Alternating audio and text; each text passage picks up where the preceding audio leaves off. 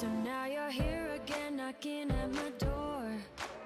A little too late for, I'm sorry for. The lights went out cause you kept cutting the cord, and I started to fade into At NSR Hire Ballpark in Perth, Western Australia, the Morley Eagles play the Braves in the WA State League Grand Final, game number 2, proudly presented by Harcher. A pleasant good evening to everybody from the field here in Thornley, and I'm with my co-commentator Jess Fitzgerald. And Jess, interesting game last night. Graham, it was an awesome game of baseball last night. It came right down to the wire, and Spaceman Jess hit one over right field and got the runs in, and we're back here for an exciting game too, mate. And it's kind of deja vu all over again with these lineups, mate. So yeah, we could go the same lineups and the same cards from yesterday, and obviously our two pitches will be different as the umpires make their way out to home plate. Obviously, do or die for Braves. If they can't get the job done today, they'll get to go home as runners up again. So obviously, from a team point of view, all the pressure is on the Braves. yeah, look, they'll be starting with Tucker Smith tonight, who's he can settle in and get the job done. I mean, it's a very, very, very tough win to get tonight. So Morley putting Bradley Parkin on the mound. So yeah, look, I kind of like Braves' chances on this one. But yeah, look, it's you can't say no to Morley. They're a hitting machine when they want to be, mate. Yeah, well, I think we learnt from both last night and all through this series that even if you're down by 6 runs, as a lot of teams have, I think it's the 4th time teams have come back from being down by 6 to either level it up or to go in front. So obviously you can't rest at any stage throughout the night, and I think all the relief pitchers came in and did a fantastic job. Kieran Hall and Todd Hatcher, who both came in, and obviously Wells finished it off at the end, which is where his value is now. And yeah, it was a great game all up. So yeah, look, man, we spoke at length about Kieran and Todd beforehand when you were still setting up the field for everyone, but mate, they had absolute blinders last night, and both faltered slightly just towards the end of their final inning, but I mean, still, like, shutting down these lineups is just a huge task, and both did it very, very well. So And speaking of lineups, let's go through the Morley hitting lineup. And it's, as we said, it's deja vu all over again with yesterday. So we'll have Aaron Bonomi, the centre fielder, leading off. Will be followed by the third baseman, Matt Dixon. Nick Pooch, the left fielder, will bat in the clean-up spot. On the 3, and then Bodie Wright, the shortstop. Then probably a guy who could say he was pretty close to the MVP last night in Mitch Graham at DH. Then we'll have Jess Williams at second base, and Jess really flashed the leather all night last night. he was exceptional, mate. And then in the 7-hole, Cameron Barr, who's a catcher, first baseman Kieran Chapman will bat 8, and the right fielder Ben Cook will bat 9, and we're the number 9.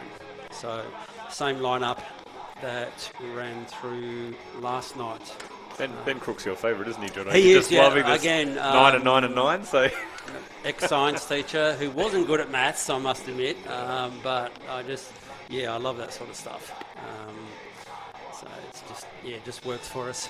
In terms of Braves defence, we'll have Tucker Smith will be on the mound and pitching to Daniel Choi.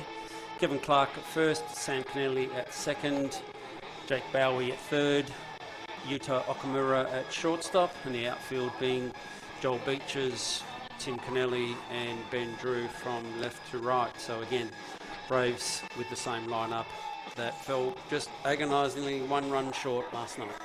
I mean, we saw Tucker head down to the bullpen to warm up. And it has been debated, should a change been made in that last inning last night, but I think Todd had been so red hot prior to that. I mean, you're kind of damned if you do, damned if you don't. You don't know how it's really going to go.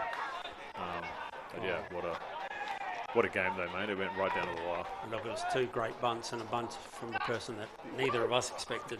Yeah. So as Tucker Smith stands up and fires the first pitch to Aaron Bonomi and high for ball 1.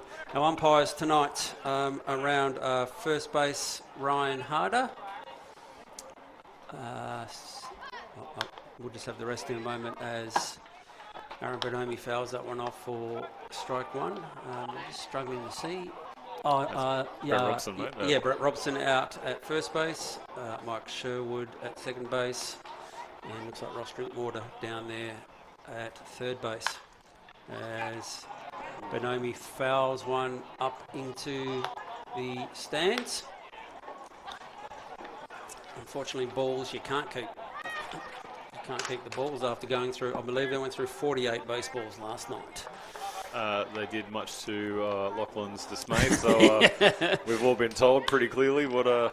And Bonomi fires that one through to the right fielder, so a great start there by Bonomi. He went 0 for 2 last night, so that's the first hit of the championship series for him.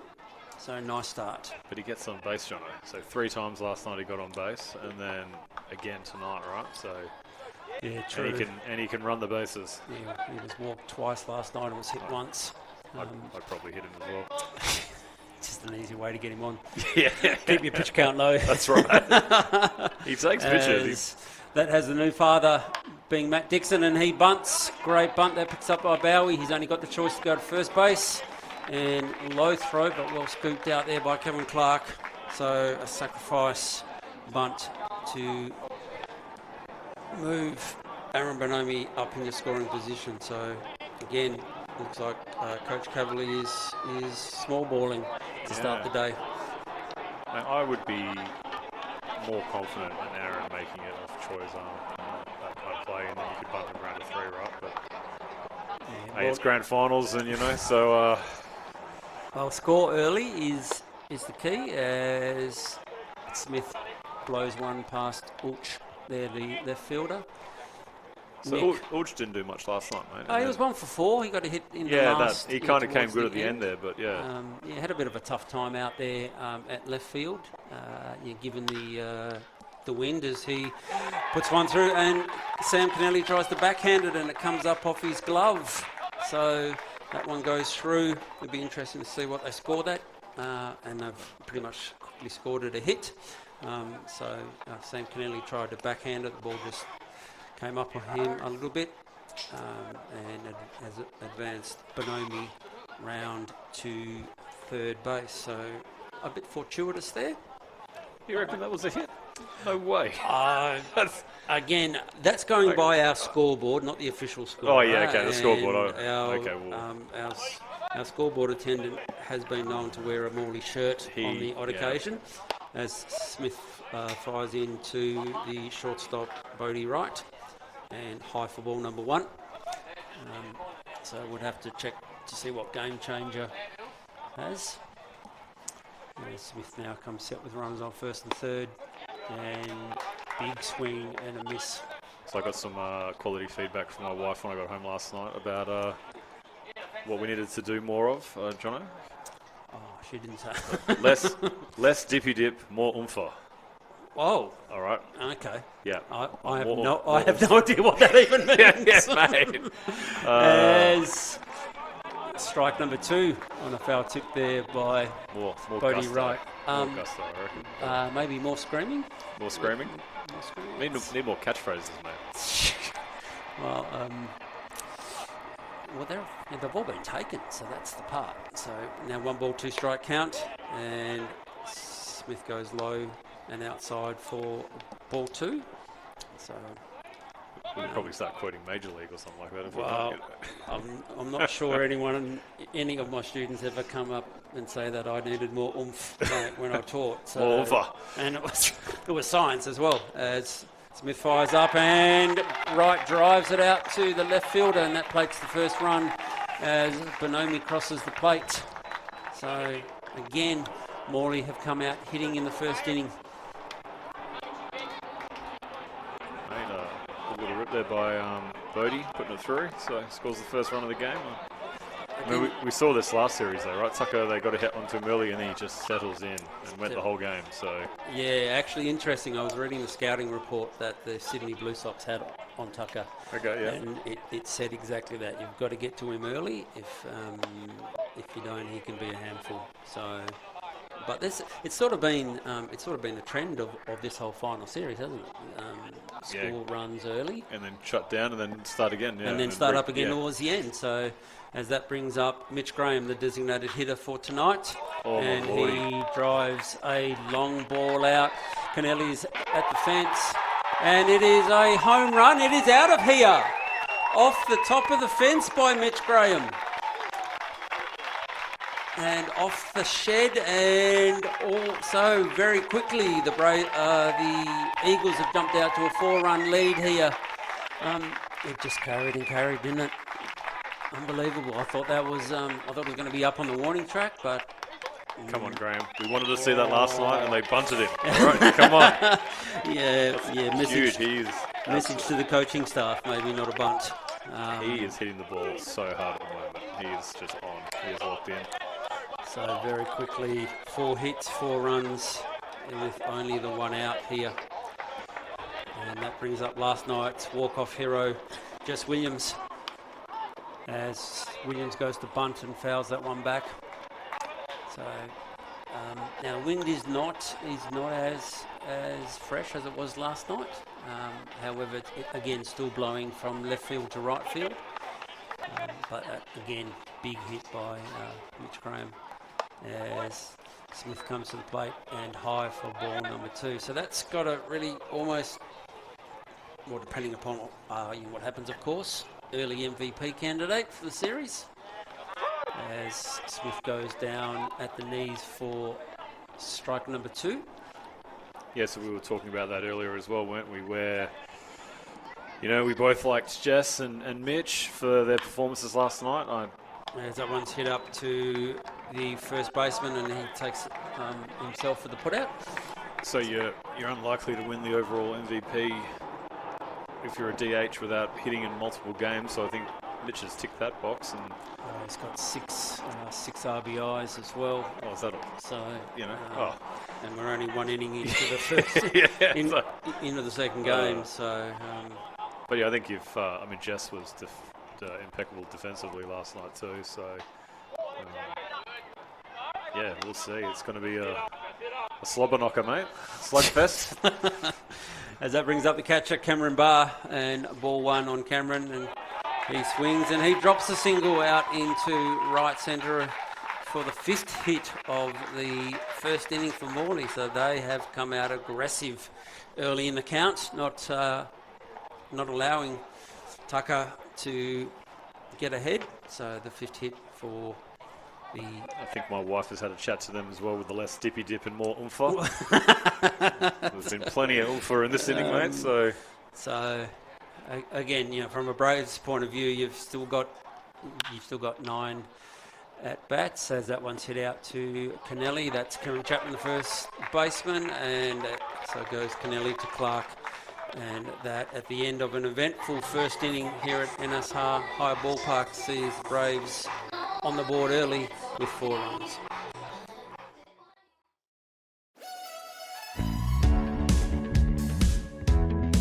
My name's Greg Elliott. I'm the president of the Wanneroo Giants Baseball Club. I've been around the club for 30-something years now. I've been the president for 5 years and involved in the committee, for 15 years.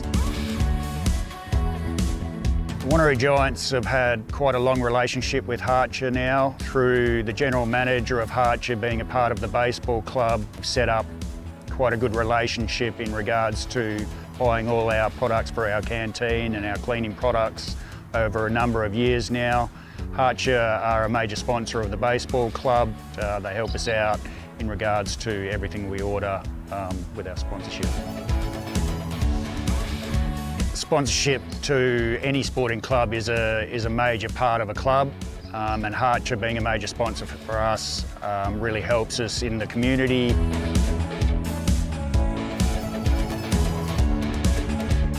Harcher makes our lives a lot easier, not having to chase around products through the supermarkets. It's all delivered on time and we get exactly what we order when we need it. I'd recommend Harcher to any sporting or community club. As a company, they help us out with everything we need. Everything is here on time and we get exactly what we order.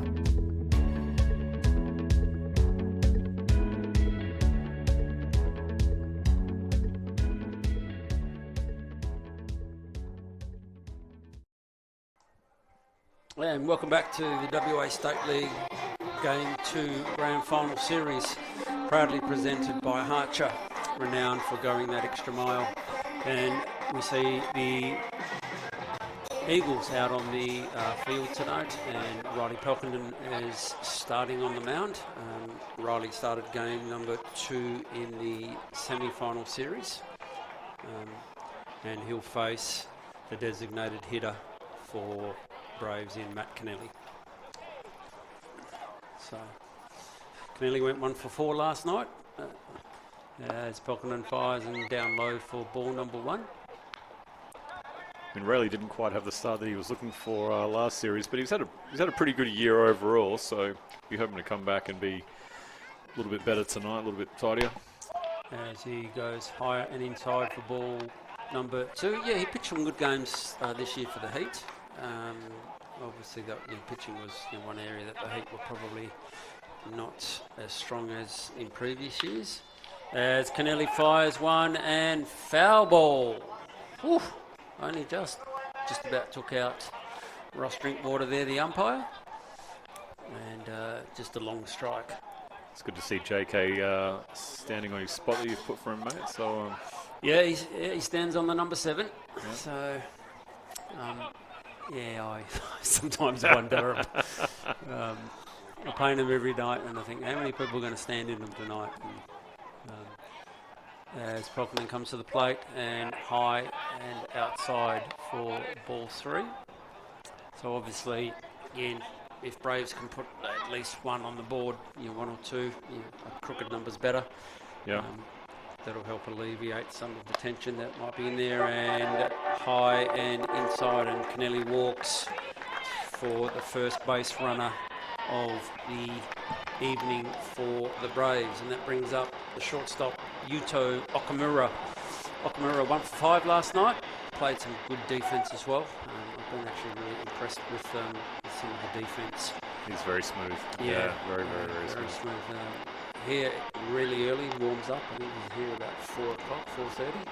As Pelkington fires in and fires strike number 1. See him go through his warm up, which is quite extensive. And if he keeps getting here this early, he's got to get given a job to do, mate. So, I was just about to give him a rake and say, as he dribbles one up to the first baseman, Chapman gloves it and steps on first for the out, but that advances Kennelly over to second base. So, if anything, a productive out, which puts the designated hitter into scoring position, and of course that brings up the GOAT of Australian baseball in Tim Kennelly. Tim went 3 for 5 last night and with 2 doubles in his first 2 at bats, so he'd be looking to do the same thing again today, score his brother. Yeah, he was hot last night, so let's see if he can stay hot, mate. Yes, he hit 2 home runs in the semi-final series as well, as Pelkington fires in a strike to open the account. And that then has his brother Sam will be is in the on-deck circle as Pelkington just misses with a breaking ball there for a 1-ball, 1-strike count. So we had young Jezza Dixon giving JK some coaching advice earlier on today with how he should have been closing out the game with Sam Kennelly, and would have made all the difference. So as Kennelly hits it up to this shortstop, grabbed by Wright and easily thrown out at third base, at first base, sorry, but that does enable Matt Kennelly to go over to first base. Well, young Jez obviously after winning Senior League, I think. Senior League Division 2, yeah. Senior League Division 2. Now is the font of all coaching knowledge. So it's, but again, as a manager, you're damned if you do, damned if you don't. And everyone's a Monday, or in this case a Thursday expert. And that brings up Sam Kennelly as Pelkonen fires down low for ball 1. I think Jezza just likes Sammy because he can get on the hill and throw hard, mate. So coming there late in the game and just start powering some in there. Yeah, it's managing's a hard gig. Just for that sort of, for that exact same thing. As Pelkonen fires one in there for strike number 1. I'm sure everyone would have loved it if he brings his brother onto the mound and then he gets smacked around everywhere and they'd be like, oh, so, yeah. So, everyone's an expert with this stuff as Pelkonen fires in for strike number 2. So 1 ball, 2 strike count with 2 out now on Sammy Kennelly. Sam had a good night. Well, had an interesting night. He was 1 for 5. So he'll be looking to pick that up tonight and see if he can drive in the first of... And... Got him. Hurt him too. I think it was right in the elbow. He's not looking too well. He hasn't rubbed it yet, so that's a good baseball thing. But I think he's rubbing everything but it, mate. So, so we've had, interestingly, obviously hit by pitch ball there for Sammy Kennelly to put him on first base. And that brings up the third baseman, Jake Bowie. Had a long chat with Jake today. yeah? At the plate, yeah, we just sort of threw the fat on some hitting and some strategies and some pitching and some umpiring, and so it was mate, everything. It was pretty. It was a wide-ranging discussion. I was going to ask him how you change oil and change tyres, but no, it was an interesting chat. As Pelkonen comes in, fires, and picked up by Brody Wright. Well picked up on the backhand and thrown over to Jess Williams, and that eliminates the runner at second base. So again, good defence there with the 6-3. That's the start that Rayleigh was looking for, mate. So good from him. Yep. So at the end of the first inning at NSR High Ballpark sees the Braves out to a 4-0 lead. The Eagles out to a 4-0 lead over the Braves.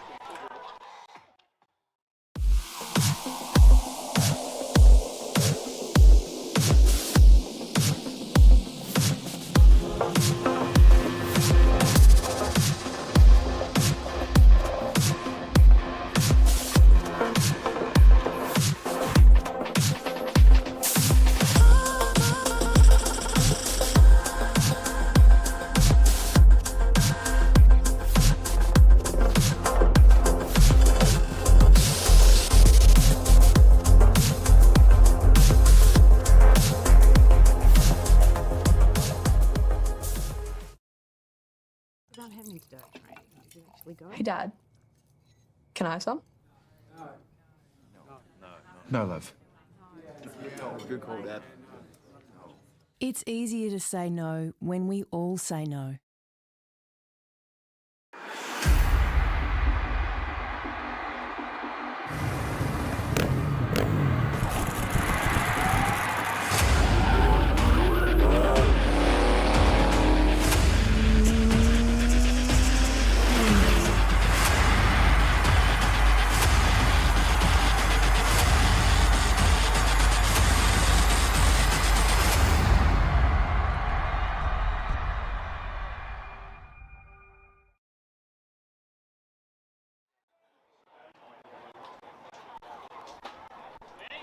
Welcome back to NSR Higher Ballpark. This inning's presented by Qubit for all your IT solutions at qubit.com.au, as we have Tucker Smith now pitching to the number 9 hitter Ben Crook. And Crook flies one up. Bowie comes over to and grabs it on the warning track. So nice play there by Jake Bowie for the first out. Foul fly 5. Where's the the cartwheel, mate? Like we got to see last week with Matt Dixon. You just got to. Yeah, Matty Dixon went over, didn't he? Didn't need to, but still did it anyway. I think Jess Williams went over too at one point. So that's the first out there for Tucker Smith. comes in, and back to the original leadoff hitter, Aaron Bonomi. Bonomi singled to right field with 2 strikes in the first inning and came round to score. And hits one over so slow roller there and just didn't go anywhere, and Tucker Smith couldn't get over. Tried gallantly to flick it up with his glove, but another infield single for Bonomi. So he's having a very nice series at the moment. So Not bad for a young fella. not bad. What's he? Other side of 35. He could probably Yeah. play Masters as well. Yeah, probably, yeah. it's- As that now brings up the third baseman Dixon. Dixon bunted in the first inning. As Tucker Smith goes ball 1, goes over to first base to keep Bonomi nice and close. Obviously Bonomi is a chance to run. And Dixon's been handling the bat well. As fires, and this one goes straight up, and Troy's underneath it, but into the stands. Oh, great catch by the gentleman right up there near the enclosure, one-handed off the dugout. So unfortunately, has to throw the ball back. Yep, can't keep it. I'm going to come hunting for you tonight. So that's 1 ball and 1 strike now on Matt Dixon. As Tucker comes set, fires in and blows that one. High fastball past Dixon for 1 ball, 2 strikes. So we have a fair collection of young fellas up there, just sitting Over on the Brave side there. over on the Braves team. So Yeah, who's there? What's that? this Tucker comes set and foul back for to keep the count at 1 ball, 2 strikes. 14 kids just behind first there, all sitting on the tables and chairs. Again, pretty good crowd here tonight at the field. It's probably a little bit muggy as Smith just fires one over to keep Bonomi nice and close. So, I think only half of those kids are Gus's as well, mate. Gus Golding. So yeah, it's the next Braves family as Smith goes down low for ball number 2. But again, it's nice to see kids at the ballpark. We have some young ones down here doing cartwheels on the Eagles dugout. that's Matt's little girls there. Oh, We is can see it? they're watching Daddy hit and doing cartwheels. Well, I actually don't think they're actually watching him hit, to be honest. They've just had a little system, mate. They probably. They have far more interest in cartwheels and other acrobatics. There's a 3 ball, 2 strike count now on Matt Dixon, and he fires one over to Okamura, goes to second, and not enough speed to get the out at first base. So Bonomi is erased on the fielder's choice. So again, good play by Okamura. He's really good, mate. I've been impressed with the glove work by the guys up the middle this year or this series. Yeah, good glove work. I'm a bit of a defence wins championship sort of guy. If you don't have to score many runs because you make the outs that you need to, I always think that's advantageous. As that brings up the left fielder Nick Ulch. Ulch singled to Sam Kennelly last inning and then scored on the Mitch Graham home run. As Smith comes set, and Ulch drives one into the gap there, and that allows Dixon to jump up to second. That keeps Ulch at first base. So Morley have come out hitting tonight.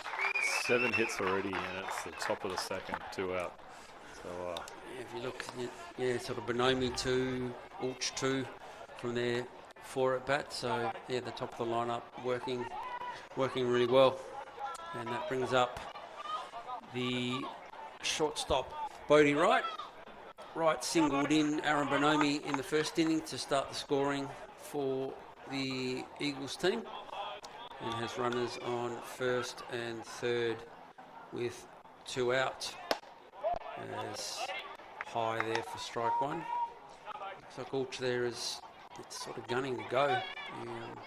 He's almost looking like he's sizing Tucker up as Tucker comes set, and a little high there for the home plate umpire. So a 2-ball count. So obviously a little bit different though. Were Morley didn't hit that much last night in terms of, I don't think they equalled what the Braves did, but managed to get enough hits in the right places to score those that were on, as we now go to a 3-ball count. And fires in and high, and that loads the bases now for the Grand Slam man. So, well, I wonder if Here comes JK. Yeah. So I wonder if there's been many instances of 2 Grand Slams in the one game by the one player. It was a 3-run shot before, wasn't it? Or was it a Grand Slam? No, Grand Slam? No, sorry, 3. Sorry. Oh my God, that's disappointing. That was disappointing. He's going to try and go the cycle of home runs. 4-run home run here, 3-run home run before. He can do a 2-run shot yesterday, and then he just needs a solo shot. Solo shot, and you can have it's the obviously home run cycle. You go from sort of into the frying pan into the fire, don't you? Wright's obviously a good hitter, as Smith comes up high for ball number 1. So a lot of pitches up there, mate. Yeah, his pitch count hasn't been little, so he comes in and just misses for ball 2. Obviously no place to put Mitch Graham at the moment with the bases full. We have Wright on first as slow dribbler to Bowie, and that shuts down the Morley hitters. So exactly what he needed there, slow grounder. Sigh of relief from the Braves side, mate, there, and JK. Easy out, yeah. But again, people have come back from more. So at the halfway through the second inning, it's Morley 4, Braves 0.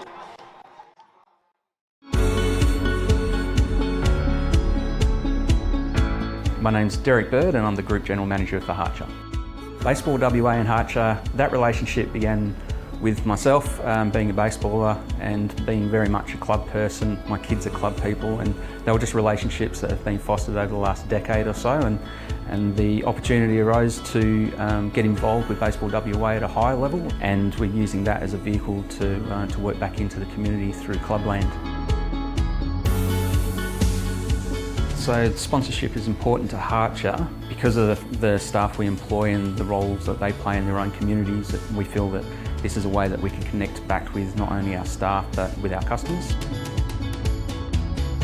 Volunteer sports are generally run on the breadline, and they need support and they need some additional resource for them to be viable and for them to be successful, and we feel that we can play that role not only from a sponsorship point of view, but also a supply product point of view.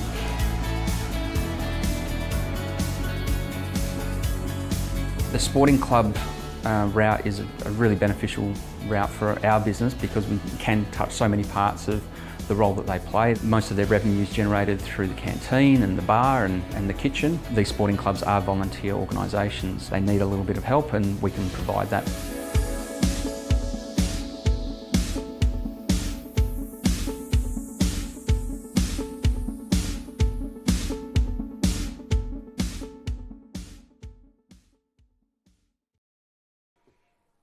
Welcome back to NSR High Ballpark, and sees the Braves down by 4 at the bottom of the second, and up to bat comes Ben Drew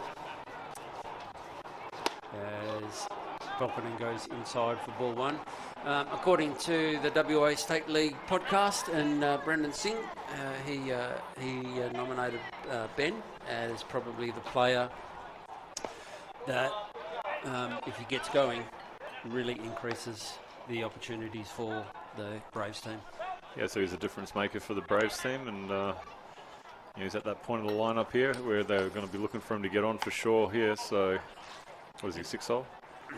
And Kevin Clark right behind him, mate. So, yeah, well, the bottom of the lineup was pretty productive last night for the Braves team. Obviously, if Drew can get going, that really strengthens the lineup as Pelkonen fires ball number 3, because obviously you come through the Kennelly brothers, and then you come through Jake Bowie, and as a pitcher you sort of breathe a sigh of relief. And if a guy like Drew can get hot, as Pelkonen fires in strike number 1, so 3 balls and 1 strike, that really does then lengthen the lineup. oh yeah, immensely. Yeah, and he's been very, very good this last couple of games that we've watched him in too, right? So As Pelkonen fires inside, so walks the leadoff hitter for the 2nd inning in a row. And that brings up the first baseman, Kevin Clark. Clark was 1 for 4 last night, had a ribby in there as well. And actually 2 for 4 last night, and was on base 4 times. As Pelkonen's just struggling a little bit at the start of the 2nd inning to find the zone as he goes ball 1 to Kevin Clark. Not sure of the speed of young Ben. As Pelkonen fires, and again with the breaking ball and just missing high. yeah, they don't have the pace around the diamond Braves that Morley do. Yeah, Morley seem to have a lot of guys who can run. So as Pelkonen now has gone to 3 balls on Clark. In the on-deck circle, we have Joel Beaches, and Joel can run, so he'll be quite dangerous on the base pass. As that ball has missed as well, and so for the 2nd walk for the innings, and that sends the young catcher Cameron Barr out to Pelkonen. Have a bit of a chat. Again, what do they talk about out there, mate? Can you just throw strikes, please? You just walk out. So I know he's pointing at Ryan, so he's clearly blaming him. So I used to go out there occasionally and just talk about something else, because the pitcher knows that he wants to throw a strike. You want him to throw a strike, so you sort of you talk about what you did last night. What's good on Netflix. yeah, just to take his mind off it. talk about how expensive my haircut was today. Oh, jeez. As Pelkonen comes in and fires low to the hairs. I heard a number, and I must admit I almost got a sore neck from whipping it around so quick. $80, mate. Is that Yeah, what? 84. $84. Yeah. I was shocked. I went to the dodgy one at the local shops, and I got stung. The stitch up. As Pelkonen fires in for strike number 1. So obviously fuel's not the only thing that's being gouged at the moment. Yeah. Especially to look like a cross between Tintin and the captain. It's, as Pelkonen fires in and high for ball number 2. Yeah, like as I was saying to you, in the break I paid $48 in Adelaide, and I was shocked. yeah, well, mate. $48. But he just kept pressing buttons, and it was like cut, and then it was like fade. I'm like, it's not a big fade, it's just a normal fade, right? And then like beard trim, and I'm like, yeah, okay, like it's just a trim. As Pelkonen fires again high for 3 and 1. So I feel like they milk the beard trimming, like I don't know why I needed to be in so many different angles for them to cut my beard. Yeah, I'm not hairy enough to have a beard, so I'm quite lucky in that regard. But gee whiz, mate, it's on top of fuel prices, that's a killer. As again, 3rd walk in a row as Beaches finds himself on first base. Starting to get some movement down there in the Morley bullpen, mate. Yeah, we've got a lefty down there as Coach Cavalier goes out to have a chat. Interesting night for Dan last night. Got told to get back in the dugout, and then had the ball thrown up in the air, and yeah. I think he was making the right call every time. So I feel bit uncalled for there by. Yeah, interesting, wasn't it? Yeah. Because there is sort of a standard expectation when you get taken out of the game as a pitcher. Pitches, mate. Although I must admit, in one of the schoolboys tournaments, we went to take out a pitcher, and he handed the ball to the coach, and then just stood there. I'm not going anywhere. We had to actually say, look, you can leave now, Right. if you like. So, as that Mate, one of my guys this year dragged him, walked over, kicked his glove over the back net, and it was classic. as that brings up the catcher, Daniel Choi. As Pelkinen again goes and doesn't start off with a strike and comes back with a strike for 1 ball, 1 strike. It's got to be a shocking feeling, because especially when the manager comes out as opposed to the pitching coach. I thought you were still talking about my haircut there for a while, mate. As Choi fouls that one off. Well, really for both. For both, yeah. It's got to be a bad feeling. Yeah, I mean, just be better, right? Like, it must be so easy just getting on the mound and just peppering the zone, right? You know? I did it for Masters a couple of times. You did it for Masters, yeah.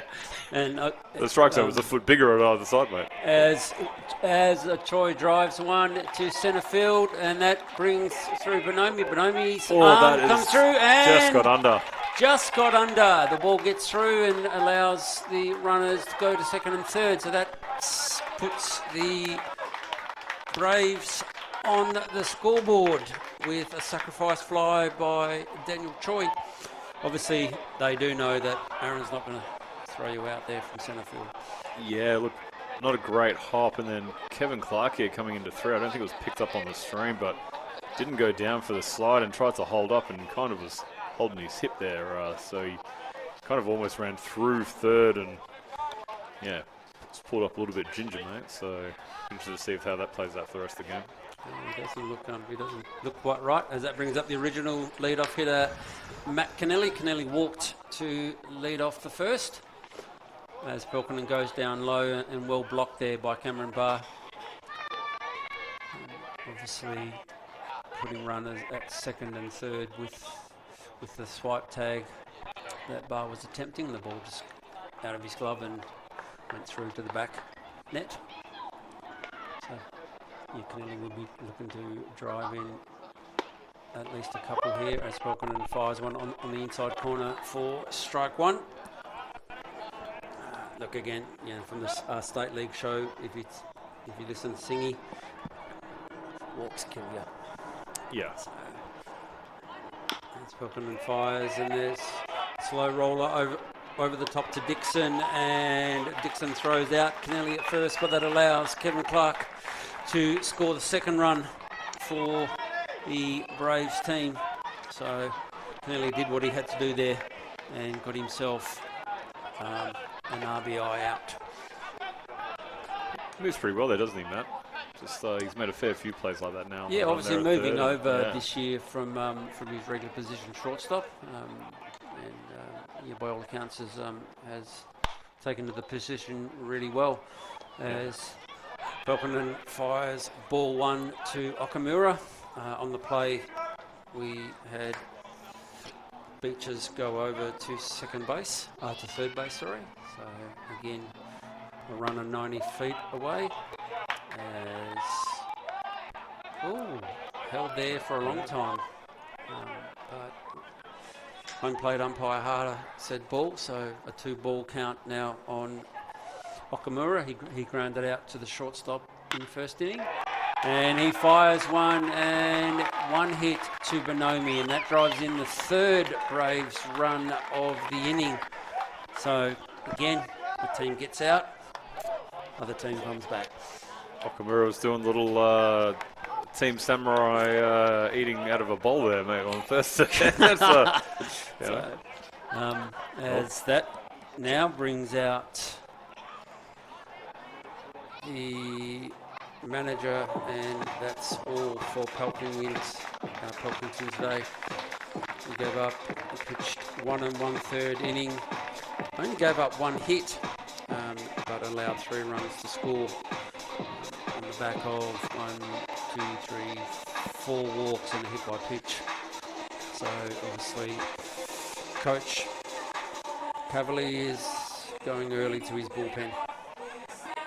Yeah, I mean, Southie's had a pretty good year too, right? Who's coming in now, so I mean, why not use it, right? Like, I guess it's a grand final, it's do as I.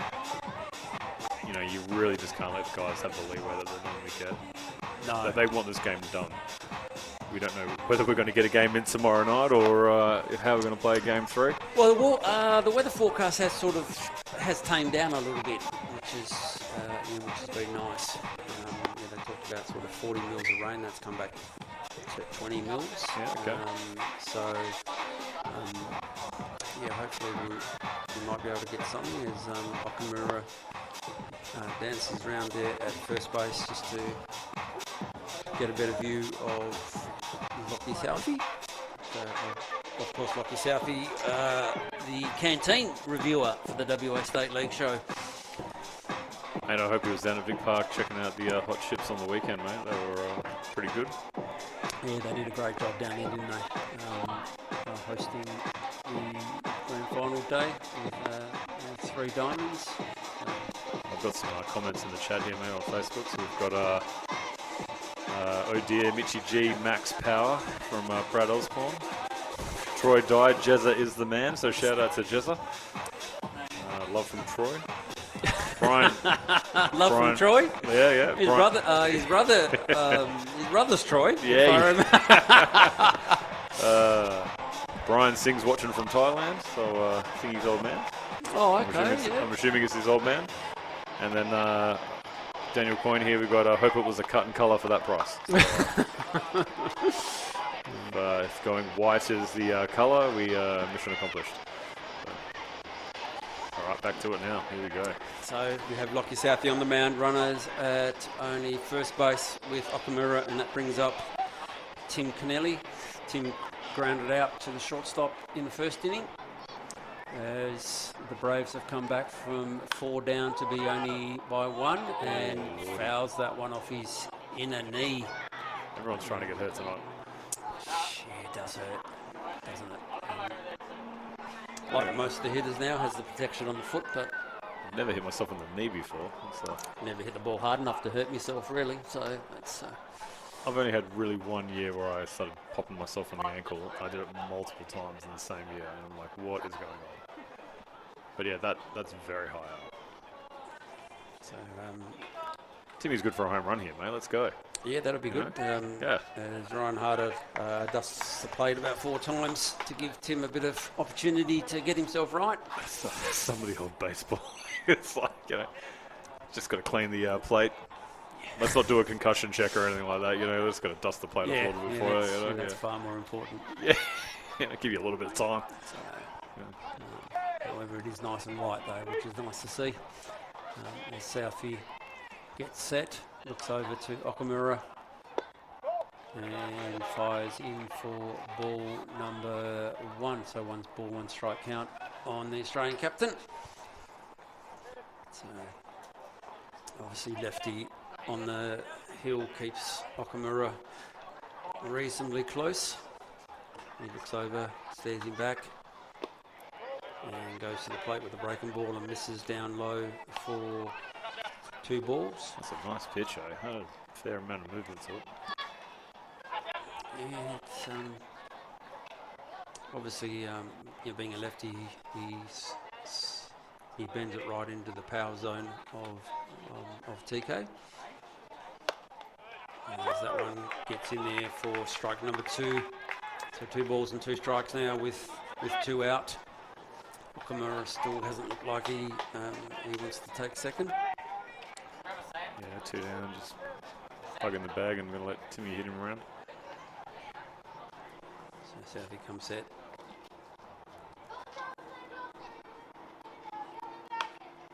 And a check swing there, foul ball to keep the count at 2-2. Southey's got a little bit of bling on in the ear, man. When he turns his head, it kind of flicks at you, It's in his earring. Oh, no boys up today, mate. You have to take that shit off. Actually, Lockie was one of the boys that we took away, I think, with the schoolboys one year. Both of these teams are well represented with ex-schoolboy players as he fires a ball. So 3 balls, 2 strikes with 2 out. So Okamura will be off with the pitch.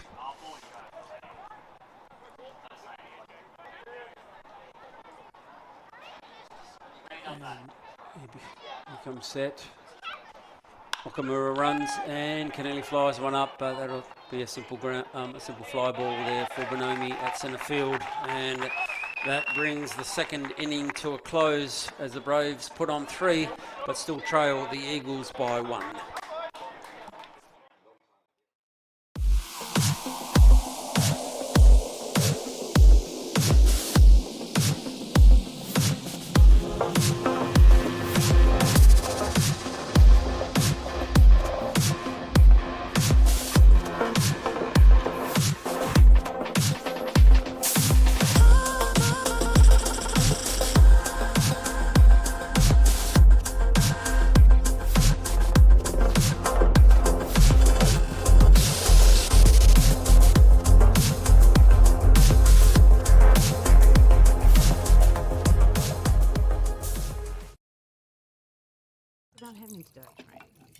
Hey, Dad. Can I have some? No, love. Good call, Dad. It's easier to say no when we all say no.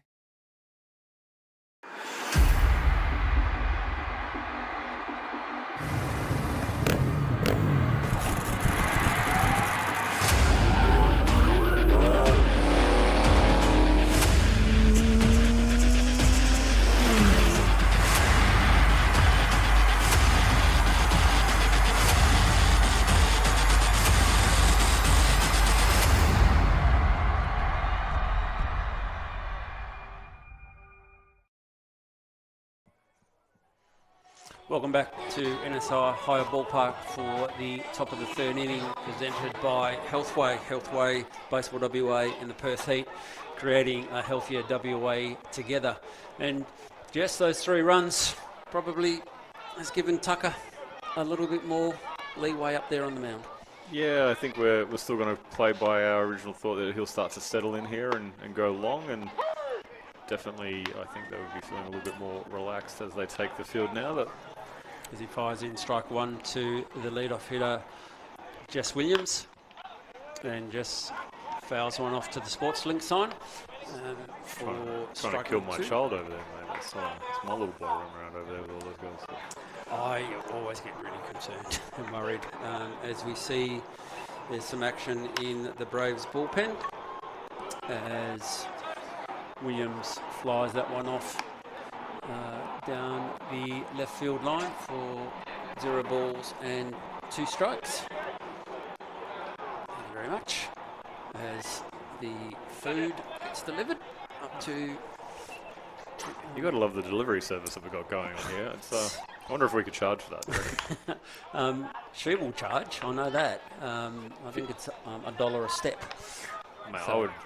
Back when I used to drink, I would probably pay someone $1 to go get me beer, so I would probably be okay with that. So, as Williams fouls that one off to keep the count at 0-2.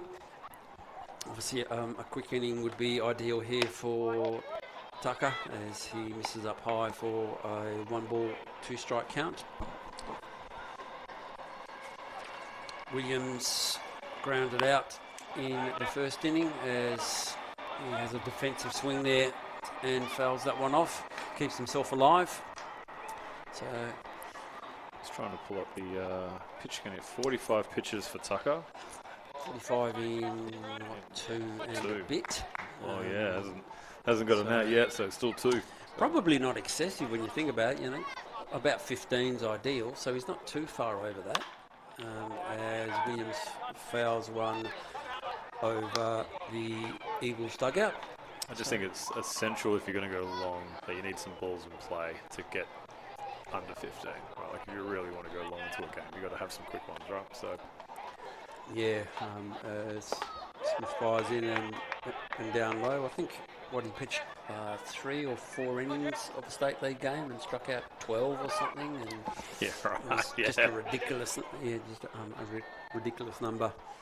As he fires a fastball in and misses, so brings the count to full now on Jess Williams.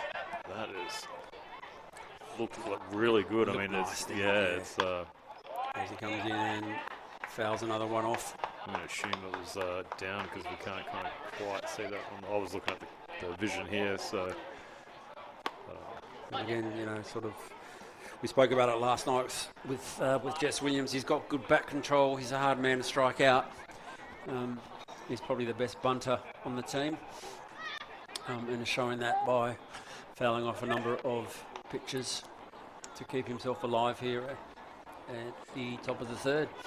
I'm pleased to see that the actual scorers gave Sammy the error there and it wasn't given as a hit.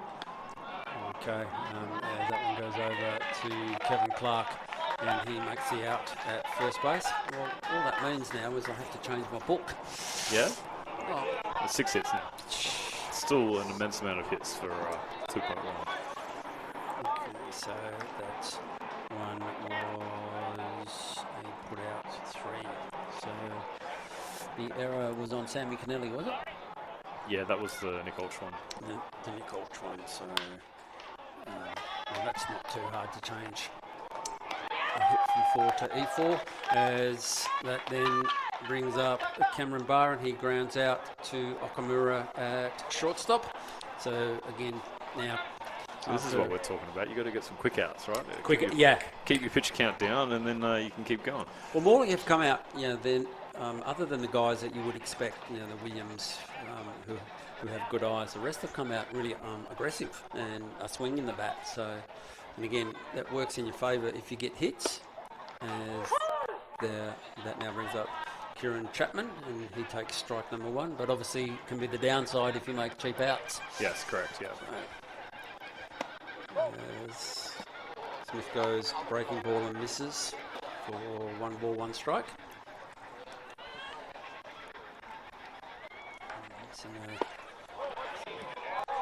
And a ball now on Kieran Chapman.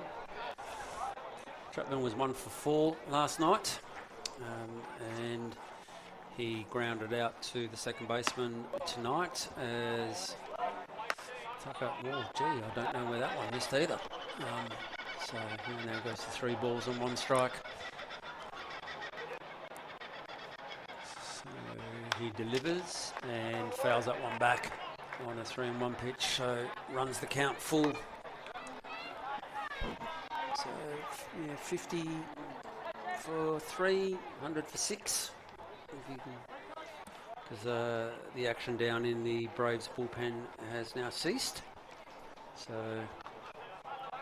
and again, that's a bit far away for me to be able to see who exactly that is. As Chapman lines it and well picked up by Sammy Kennelly at his shoelaces. So at the end of Top of the third, mate. the top of the third, So we're midway through the third. Yep. We have Braves 3 trailing Morley 4.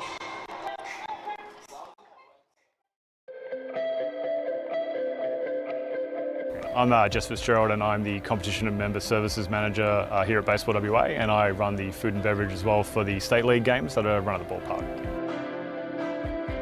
So during the day there's some schools out here, so Darling Range, Aquinas, and then we run all of our programs and development, high performance program out here.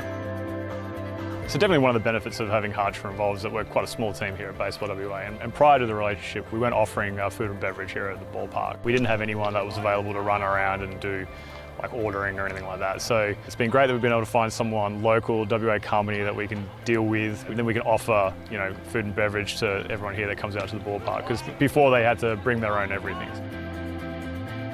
So one of the things I love here is the chips, the nachos, burgers, hot dogs. Hot dogs is just ingrained in baseball.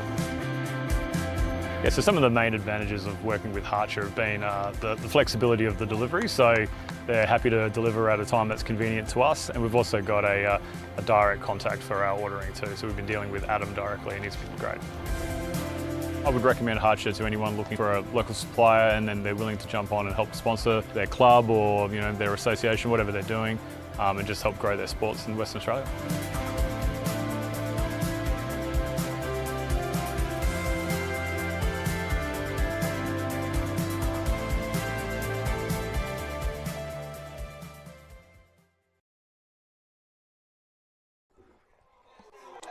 Welcome back to Game 2 of the WA State League Grand Final. Currently sees Morley 4 runs to 3 over the Braves, and that brings up Sam Kennelly in the lead-off position. He'll be followed by Jake Bowie and Ben Drew, and Lockie Southey starts the inning on the hill for the Eagles team. Fires in and ball 1. How often does it happen that you make a good play to finish the inning and then you lead off the next one? Not often. Really? maybe I just never made any good plays, John. So, I did find myself at lead off a lot, which really annoyed me because clearly the guy in front of me kept getting out all the time. Oh, okay. Wrapping up the innings, right? So it was a curse. You're the coach, mate. You can do whatever you want. So. Yep. As Kennelly fouls that one off for a 1 ball, 1 strike count. So, Southey comes set.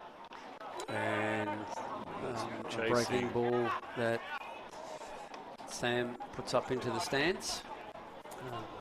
And for those who are old enough to remember, that ball is yours to keep from KFC. Yep. I think used to be the old sponsor out at Parryfield for baseballs.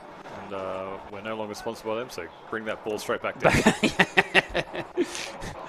So, Southey fires, and again high for a 2 ball, 2 strike count. It is funny still seeing, some of the footy clubs aren't still being sponsored by like the fast food places. So you go to drive past the Hungry Jacks, and every Eagles player's got their mug on the wall and stuff like that, And most of sport has gone the total opposite direction now. So.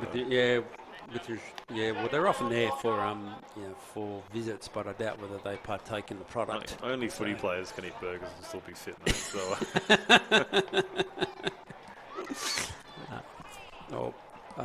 The food of champions, mate, were burgers. There's a full count now on Sam Kennelly. And he fouls that one over the party deck to remain at 3-2. So, all of those companies have the money, don't they? They're all big companies and widespread. And so, but I think the Eagles, Hungry Jacks have been a long time sponsor of the Eagles, haven't they? Almost from their inception. Southey comes and strikes him out on a inside pitch. Sammy didn't like that one too much, but that got enough of the plate for the first out of this 3rd inning. So a big strike out there. Sammy wasn't too convinced. He was chasing that whole inning, and then that was probably the best looking pitch he saw, mate. So he'd be disappointed with that. As that brings up the 3rd baseman, Jake Bowie. I think we can probably, as Bowie just puts one up to the infield, that brings in Jess Williams and camps underneath that successfully for the 2nd out. So 1 pitch and 1 out there. So. Did you see 1 pitch last time he came out to bat as well? Was that 2 pitches now for Bowie? Well, he grounded out last time, so. I think it was 1st pitch as well. So don't be afraid to see one, and well, no doubt. Again. We might see him throwing pitches more than hitting them later on if this game remains nice and close. And that brings up Ben Drew. Drew walked in his last at bat and takes strike number 1 there from Southey. So it was a nice pitch. Yeah, on the Eagles side, they've probably ruled out Kieran Hall for tonight. But obviously you can go Southey obviously Warwick Sawpole will, if it gets close towards the end, I think we'll see Warwick take to the mound again, as that one's fouled back for strike number 2. So yeah, you think Warwick. I'm just trying to. I mean, they got Cozzy. Well, you got Singy as well. Well, actually, yeah, Cozzy, after his great performance in the reserves the other day, where I think he pitched about 4 innings and struck out about 7, and a ball didn't leave the infield. So the obviously Riley Franklin as Huge dig by Southey there. That's good. yeah, strike 3 on a dropped 3rd strike there, and that ends the 3rd inning here at NSR High Ballpark with the Eagles ahead 4-3.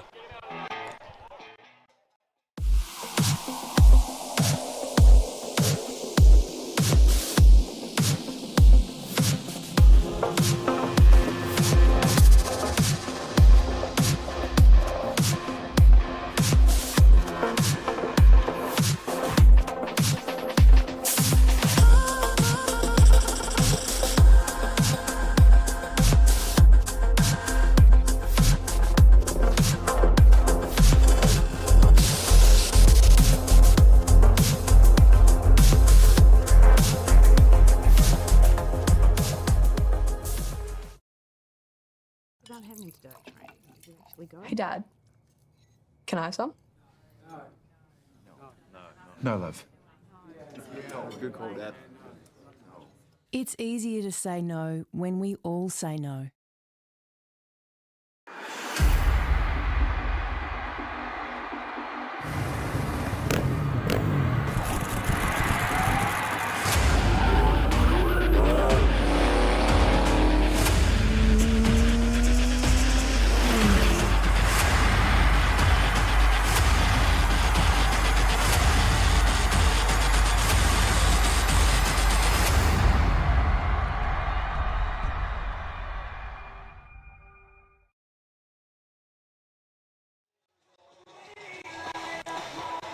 And welcome back to NSR High Ballpark at the top of the 4th inning.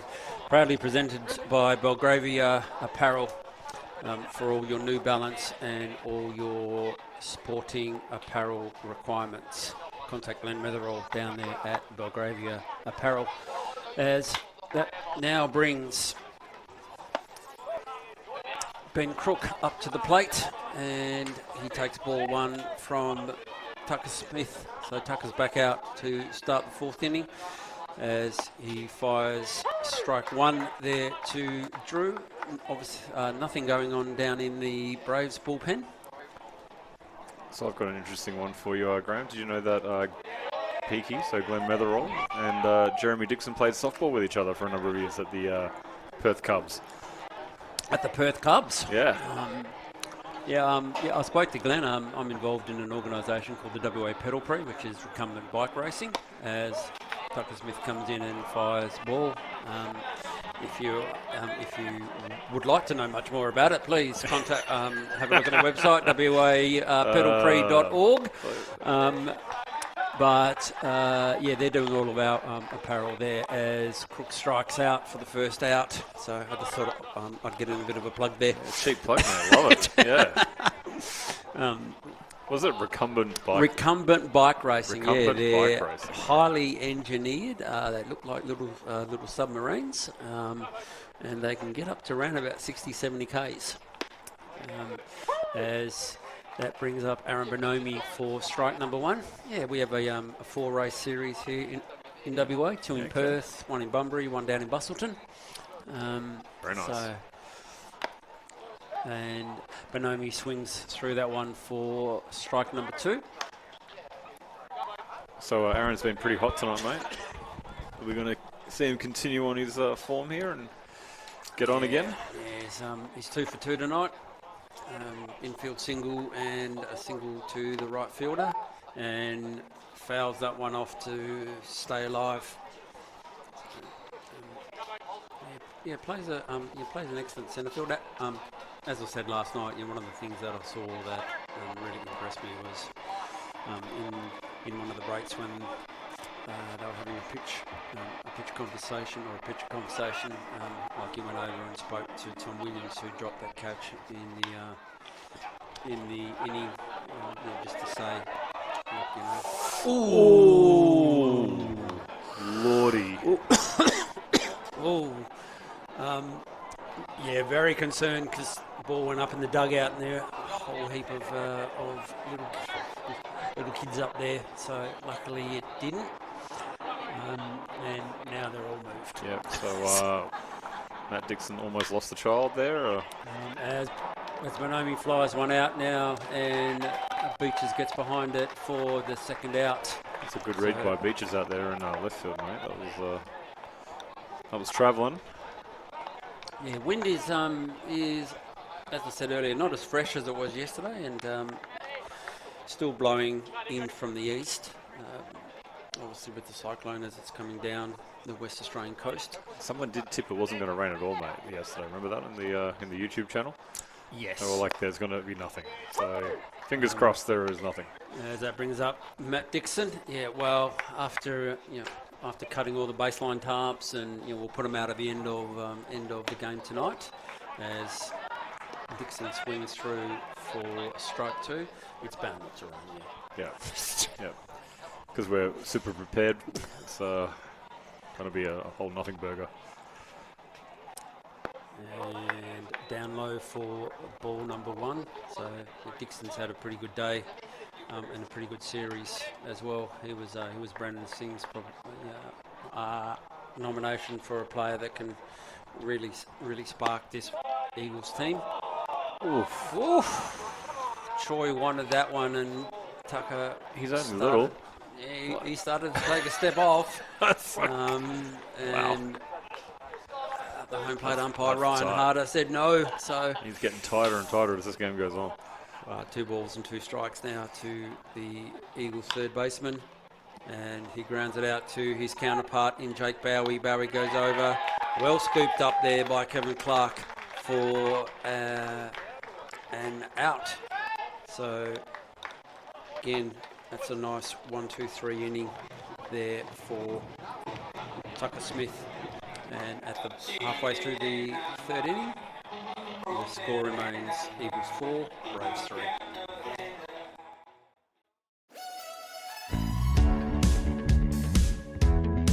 My name's Greg Elliott. I'm the president of the Wanneroo Giants Baseball Club. I've been around the club for 30-something years now. I've been the president for 5 years and involved in the committee, I guess, for 15 years. The Wanneroo Giants have had quite a long relationship with Harcher now, through the general manager of Harcher being a part of the baseball club, set up quite a good relationship in regards to buying all our products for our canteen and our cleaning products over a number of years now. Harcher are a major sponsor of the baseball club. They help us out in regards to everything we order with our sponsorship. Sponsorship to any sporting club is a major part of a club, and Harcher being a major sponsor for us really helps us in the community.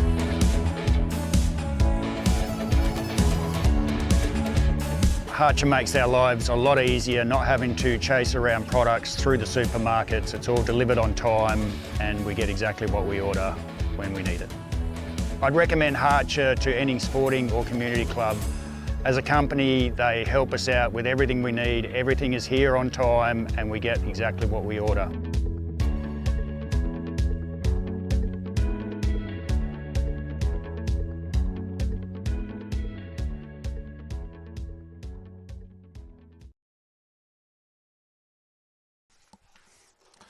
Welcome back to the bottom of the 4th inning, which sees now the Braves first baseman Kevin Clark at the plate, and Lockie Southey still on the mound for the Eagles team as he goes in and fires ball number 1. As just looking down there to the Morley bullpen, we see somebody go out. Yeah, Tex has gone down there, so I'm not quite sure who's with him. Maybe that's was with him. As Southey goes outside for ball 1. So everyone would be happy to hear that Graham was gloating in the ad break about his make a good play, lead off immediately, coming through again, 2 innings in a row. Kevin Clark finishing off there. Hey, one's luck, two's a pattern. Yeah. As down low for ball 2. So, I don't know, it just seems to happen. I just watch it a lot, and it just seems to, I sort of watch every Mets game that's on as the MLB season started up today. But it just seems to be the thing. So,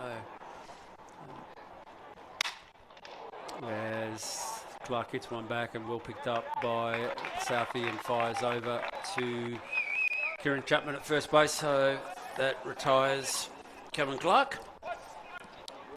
Not sure if you saw that, Jono, but Matt Dixon fell over at third base there. I did notice that, mate. Well, it might be. He's repairing a divot over here now. Yeah, he just fell over. It could well be lack of sleep, mate. He said he got to bed at 3 a.m. 3 So, yeah, well, Rainey did the right thing by him and sort of had the baby prior to the series. It's a controversial point now whether you play or whether you go and post game, you mean? Are you talking about like what do you? Well, in terms of going to the birth, mate. Oh yeah. Because I had a mate of mine, and it was 1982 as Beaches hits one out, and well tracked there by Ben Crook for the second out. Yeah, it was 82. He had tickets to the grand final. Wife was pregnant. She went into labour. Yep. And his response is, I'm going to the footy, we'll have another one. So, mate, he needs to work more on his window of opportunity and his timing. So, come on now. Yeah, well, obviously bad timing. As that brings up the catcher Daniel Choi. So, so obviously to bed at 3 o'clock and obviously out to the field for a 7 o'clock start. So that's not a great deal of sleep time. As Southey goes one strike. And Choi hits one down the line, and it is in. So, and it's bobbled out there in left field by Uch. Still doesn't stop Choi from advancing. So a 2-out double to the catcher. I mean, Nick's had a good play out there every game I've watched him in this final series. He's managed to miss one or drop it or kick it. So.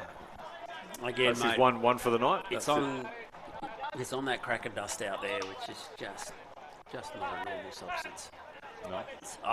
What are you going to replace it with, Graham? Look, I would AstroTurf? think. Well, AstroTurf might be one, but crushed brick, brown and red crushed brick would be beautiful. Okay. I think would really set the ballpark off as Matt Kennelly flies out to the right fielder to end the inning. Beautiful, but it's ridiculously expensive. So at the bottom of the fourth innings, sees the score remain at 4 runs to 3 in Morley's favour.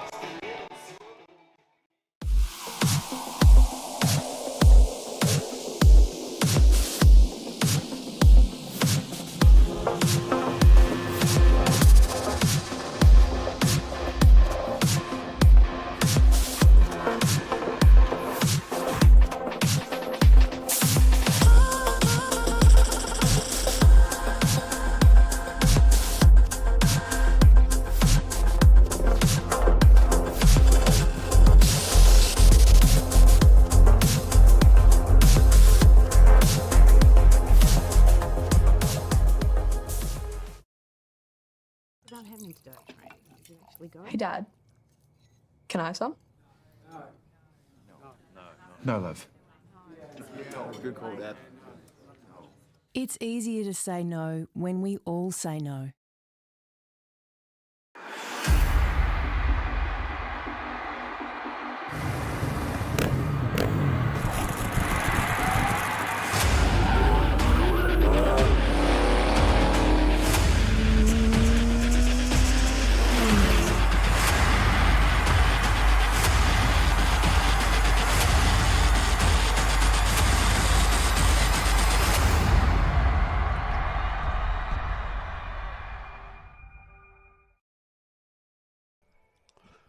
Welcome back to NSR High Ballpark for the bottom of the fourth? Top of the fifth, mate. Oh, the top of the fifth. So my scoreboard operator is just confusing me immensely at the moment. So I'll have to have a chat with him when I see him. This inning is sponsored by our good friends down at Diamond Fitness. So, have the power to succeed. Obviously Diamond Fitness over there at Osborne Park and right here at the ballpark as well. So to Dean and his crew, thank you for your support of WA baseball. And that brings up the left fielder Nick Ulch. Ulch fires one and foul ball to start the day. Tucker Smith is still on the hill, so he looks to, as you've quite rightly said, Jess, he gave up the fourth spot in the first inning, but then has shut him down since. As Ulch fouls that one into the left field foul area. So Nick seems to be squaring Tucker all right up tonight, so we should see if he can get the job done here again. And fouls another one back, so he seems to be right on Smith at the moment. So obviously they would love to get him on base early and you'll be able to move him around. You maybe play a little bit more small ball until Mitchie Graham appears, as that one's down low for ball number one. I think Tucker would love to win this battle, wouldn't he? So get him out of the way and show some dominance. These are the biggest thing in pitching, strike one out. So as that ball goes down low, because I think it's it drops from about a 50% chance of the leadoff runner with no outs scoring down to in the 20s. So it's obviously a big difference as that one gets struck through. Sammy Kennelly flashes the glove there, but puts it in the dirt, and that'll be interesting to see how that one is scored. Obviously went a fair way to grab it on the spin, couldn't quite get the ball over to his first baseman. Well backed up there by Daniel Troy, which kept Ulch to first base. So it'd be interesting to see. Yeah, probably had a little bit more time there, Sammy, than he realised, right? So he's kicking the dirt there now, and hasn't had a great day. But our scoreboard attendant has thrown up an error, so that will be the second error on Braves as Wright bunts and gets thrown out at first base. Really close play, well picked up there by Troy. Fired it over to Kevin Clark for the first out. That still enables Ulch to go to second base. So as thought. Troy's having a good night, eh? Yeah, very good night there. Yeah, it's obviously he's doing well there, but obviously as we think a bit of small ball there from Coach Cavalli. Yeah, you called it. Well, that's the second bunch of the night, so that obviously runs at a premium, and that brings up Mitchie Graham. Well, now that we know Mitch is a bunt specialist, maybe we'll see him bunt to get on him then. Yeah. Or is he going to bunt one through Bowser right here and turn on one that's... No, again, after last night where that was probably my surest comment of the night as strike one is thrown in there, meant that Mitch Graham will not bunt. And then he bunted. Yeah.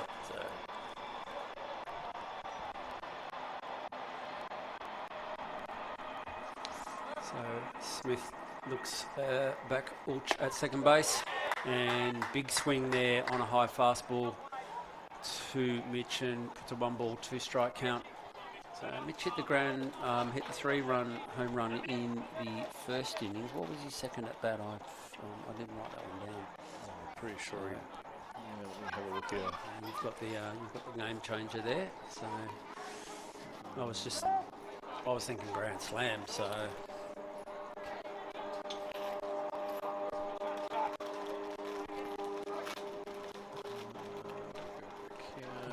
grounded out to Bowie, that's right. A 5-3. So 1 for 2 on the night as Smith comes in and lifts harmlessly to Tim Kennelly at centre field, which starts off and then thinks wisely, or more wisely, of trying to advance to third base. So that's the second out here in the bottom of the fourth. Needed that one, mate. Needed to keep him there at second too, so they'll be very, very happy with that. Yeah, that brings up second baseman Jess Williams. And 0 for 2 tonight, on top of his 2 for 4 that he went last night, and that brings coach Josh Kennelly out to the mound to have a bit of a chat. So obviously, might be thinking about, speaking about the fact that Jess can handle the bat well.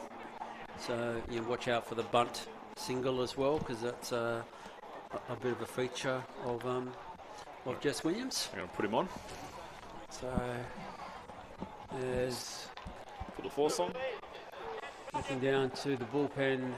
It's the Morley one down there. There's no action in the Braves. It is in fact Warwick Sawpold, and he's starting to get warm down there. So it'll be interesting to see whether we see him next inning. Well, just looking at the Facebook comments here, and we've got some Scotty Drew here, Willison's own mate, and got to do a big call out here to Scotty Drew. I've never lost the game with Scotty Drew around, so he is my favourite. As Williams fouls that one down the first base line. He is my favourite Willison guy. Well, it is. Do you know Scott Drew? Have you met Scott Drew? Yeah, I think I probably would have when I played there. So. He is a great guy, and then you just got to go woof woof at him, mate, and then we're all over it. So, well, it is a sort of a heavy Willerton booth tonight, with both of us having played there. Yeah. Actually, both of us having managed championships as well. Oh, mate, premiership coach. You were the first one, weren't you? Yes, I was the I was the first. We got very lucky, got very hot. I don't think we lost the game after December in that year. We were pretty average to begin the year and just came home with a bit of a flurry. So, as I say, a 1-ball, 1-strike count on Jess Williams. As that one's hit up to Ben Drew, that sends Ulch. Here comes the play at the plate, and not in time, and that scores Ulch and allows Jess Williams to go to second base. So probably not what the Braves needed there. Should have put him on, Jono. Should have put him on. Mate, I'm just over here on the YouTube comments, and we've got real Josh Reddick here. Not sure who to root for here.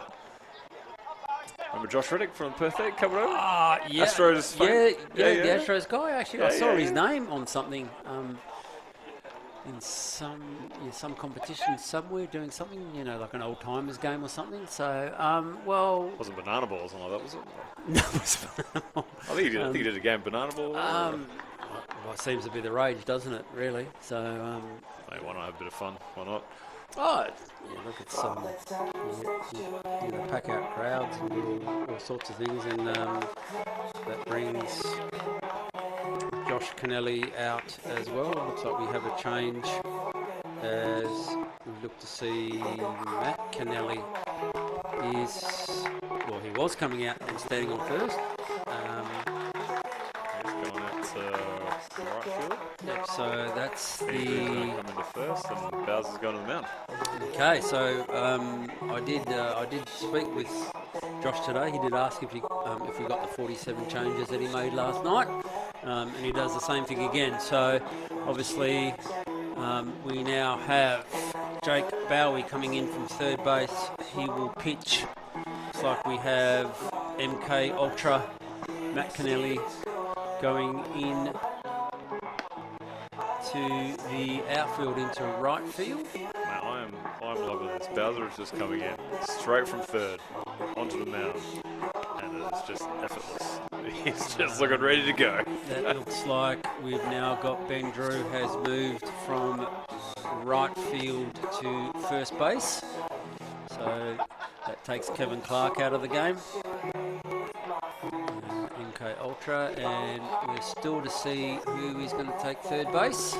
It's Jeff Kerr, mate, jogging out here now. So Jeff Kerr goes back to third base. So again, Coach Kennelly ringing the changes there to bring Bowie on. Obviously, doesn't want to let this game get any further out of hand at this point. So who's going down to the Braves bullpen? Is that Ryan Nuttall going down there? I'm not sure, to be honest. Obviously has his hoodie on, so we can't see a number.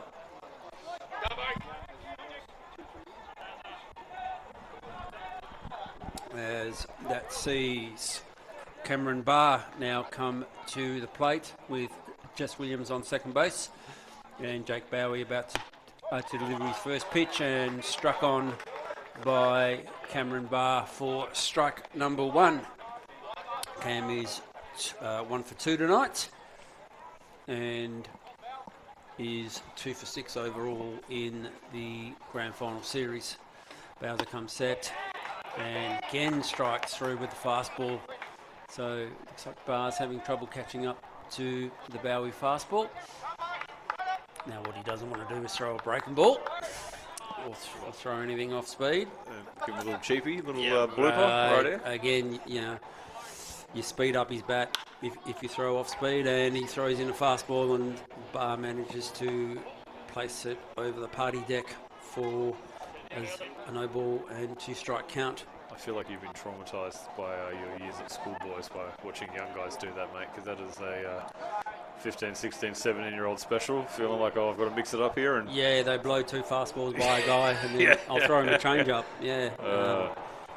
Way to let him catch up. As Bowie goes fastball again and gets Cameron Barr looking to end the top of the 5th inning, but not before the Morley Eagles have added an extra run and now lead 5-3.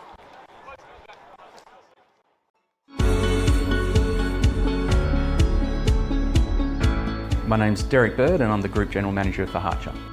Baseball WA and Harcher, that relationship began with myself being a baseballer and being very much a club person. My kids are club people, and they were just relationships that have been fostered over the last decade or so, and the opportunity arose to get involved with Baseball WA at a higher level, and we're using that as a vehicle to work back into the community through Clubland. So sponsorship is important to Harcher because of the staff we employ and the roles that they play in their own communities. That we feel that this is a way that we can connect back with not only our staff but with our customers.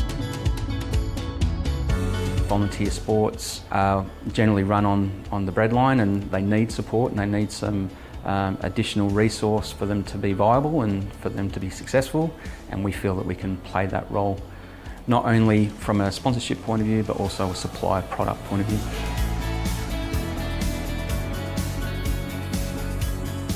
The sporting club route is a really beneficial route for our business because we can touch so many parts of the role that they play. Most of their revenue is generated through the canteen and the bar and the kitchen. These sporting clubs are volunteer organisations. They need a little bit of help and we can provide that.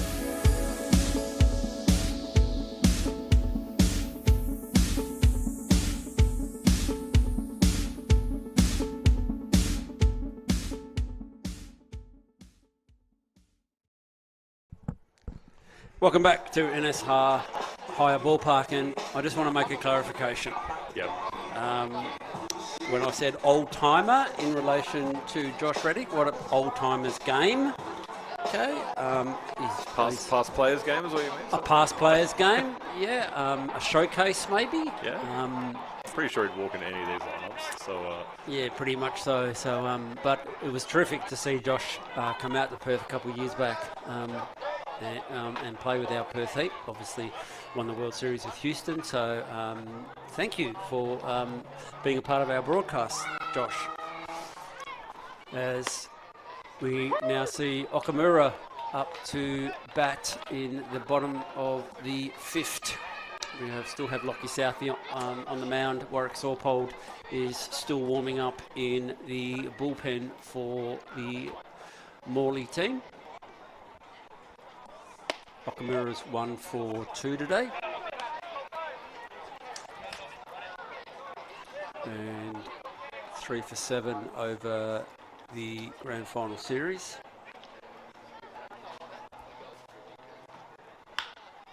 Southey delivers and puts it, and Okamura drops one in front of Nikolch there for his second hit of the day. So once again, the Braves have got the leadoff runner on to start the inning. Mate, Okamura, you know, he's what he would have batted. What did we say yesterday? He was batting 438 or something for the season. So it was a bit quiet yesterday. So he's certainly come back to some, you know, our usual expected show today and get the job done. Yeah, 3 for 8 over this series. So he's in the number 2 hole there. So that obviously brings up Heat captain Tim Kennelly. Kennelly's 0 for 2 today. As he sees the first pitch for strike number 1. So 3 for 7 for the series for TK. Southey comes set, looks over to Okamura at first base. And Kennelly down the line, just foul. Kind of feel like I'm going for TK a little bit too much in my excitement here, but it's nice to see TK come back from WBC and put on a show for everyone. Step back into straight into state league without you can, often players will might hang it up for the year after an event like the WBC.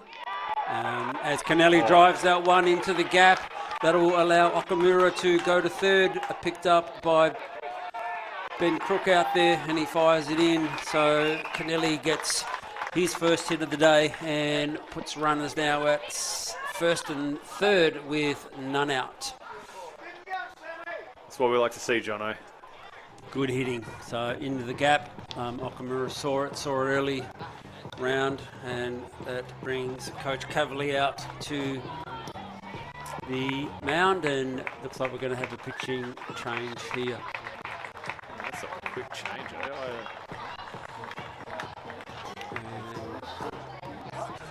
That brings on the one of our, I think, 4 or 5 major league players that have come out of Western Australia. See, Warwick spent time with the Detroit Tigers, and then in the Korean Baseball Association as well, organisation, the KBO. Before coming back. That was a full sprint down to the mound here, right? That is a man that means business, mate. He's not here to muck around. Again, I think one of the changes we could make here at the ballpark is bring back the bullpen cart. The bullpen cart. The bullpen cart. Bring it back. Make it interesting. You get someone to drive down. So you don't see them anymore, do you? They used to be a thing. Again, it was the 70s. Speaking of old timers. Golf cart. Yeah. Showing your own age here, mate. Do it up and. Actually, a little bit. We need to get safety stuff now. You'd be Drew's old ute back down here, and then drive him down the back of that, mate. I reckon that'll actually a bit of a flare on the back of a ute. On a lazy boy chair as well. Big leather throne seat, you reckon? Actually, you could do a whole heap of things, mate. You could fire them from a cannon, mate, and you bounce them onto the mound. And so I think there's a whole range of things that we could do to make it somewhat interesting. So they used to do the t-shirts out of the slingshot or whatever. Yeah, I remember the slingshot one they did for the pop-up as well. I think someone wore it in the face, so they had to stop doing that. I used to think if some person who's never caught a baseball in their life was standing underneath it and hit him on the head. No, I think the operator wore it. Oh, the operator. Yeah. That is my understanding. As now that brings Warwick Sorpold on. Sorpold finished out the game for the Eagles last night, and is now on at the bottom of the 5th inning with none out and Sam Kennelly up at the plate. And Kennelly swings through the first pitch for strike number 1. So this is obviously a big inning here for both teams. Are they expecting 5 out of Woz here, mate? What are we thinking? Yeah, I wouldn't have thought so, but I'm quite, obviously Coach Cavalier is thinking as he goes outside for ball 1, is obviously thinking that if you can shut them down now, rather than wait to see if they have the lead going into the last couple of innings. So, and was the ABL reliever of the year this year, and pitched multiple innings on a couple of occasions, so he can definitely go 2. 5? Yes. Yeah, he started 1 game. I think he pitched about 4, maybe 3 or 4. In a 7-inning game. I feel like we've shown all our cards here, and let's see if it's. As Kennelly swings through for strike 2. Might be struck a genius. So. Yeah. Well, obviously looking, looking down the lineup, you've got Brendan Singh, who might well be the next cab off the rank. He didn't have a great night last night, but doesn't mean anything really. No, young Zy Gordon. As Kennelly strikes out for the first out of the inning. So Sorpold's come in and got 1 out, but it doesn't get any easier with his Heat teammate Jake Bowie coming up to the plate. So not a great day for the bat for Sammy Kennelly, which scares me, I must admit, because I'm not sure that we have any more bins left. As Bowie swings over that and not blocked there by Cameron Barr, so that allowed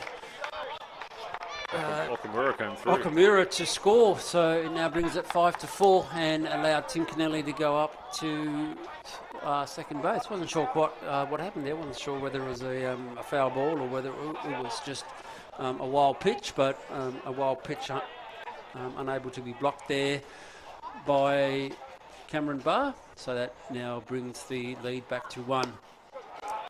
And Bowie swings through for strike 2. Am I correct in my understanding that the Braves came with a bin one day last week? They have, yes. They arrived with a bin? Yes, they did arrive with the bin. I didn't put it out, I must admit. But there was the old slump buster for Sammy Kennelly last final series. So. He did. He went a bit silly as Bowie strikes out to record the second out. He had a really good day the day after the bin. So started seeing them like watermelons. So we've had a couple of bins. Feel the wrath of players. Better the bin than the wall. All right, so that is true. Yeah. So and that brings now Ben Drew up, and he swings foul. And foul tips it for strike number 1. Obviously 2 out. Woz is looking good here, mate. He's looking in form. 2 huge strikeouts. Well, obviously, if they can shut them down now and still go into the top of the 6th with a lead, that's probably what Coach Cavalier is aiming for. As Drew hits one over the top of second base. Wright picks it up and throws him out to end the threat. Pokemon trainer comes through with the goods, mate. So at the end of the bottom. 5th? No. Yeah. End of the 5th. Oh yeah, bottom of 5th. Yeah. Sees Morley 5 and Braves 3.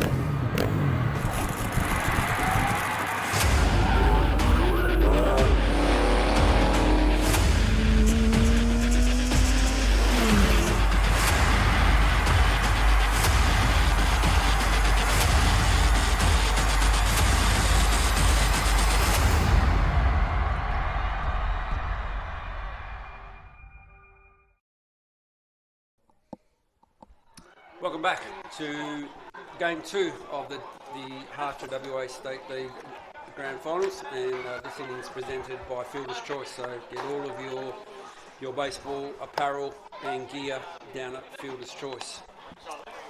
So on the mound now we have Jake Bowie, and he's pitching to Kieran Chapman. So just going back to Fielder's Choice, mate, Jeff's been a long-term supporter of baseball in Western Australia as well, previous general manager or CEO or whatever. Oh, yeah. Back in the day, way back when. And yeah, long history. And their support for baseball in WA over the years has been just outstanding. If anything, they could probably have a look at the signs here at the field. They're pretty much white, both of them.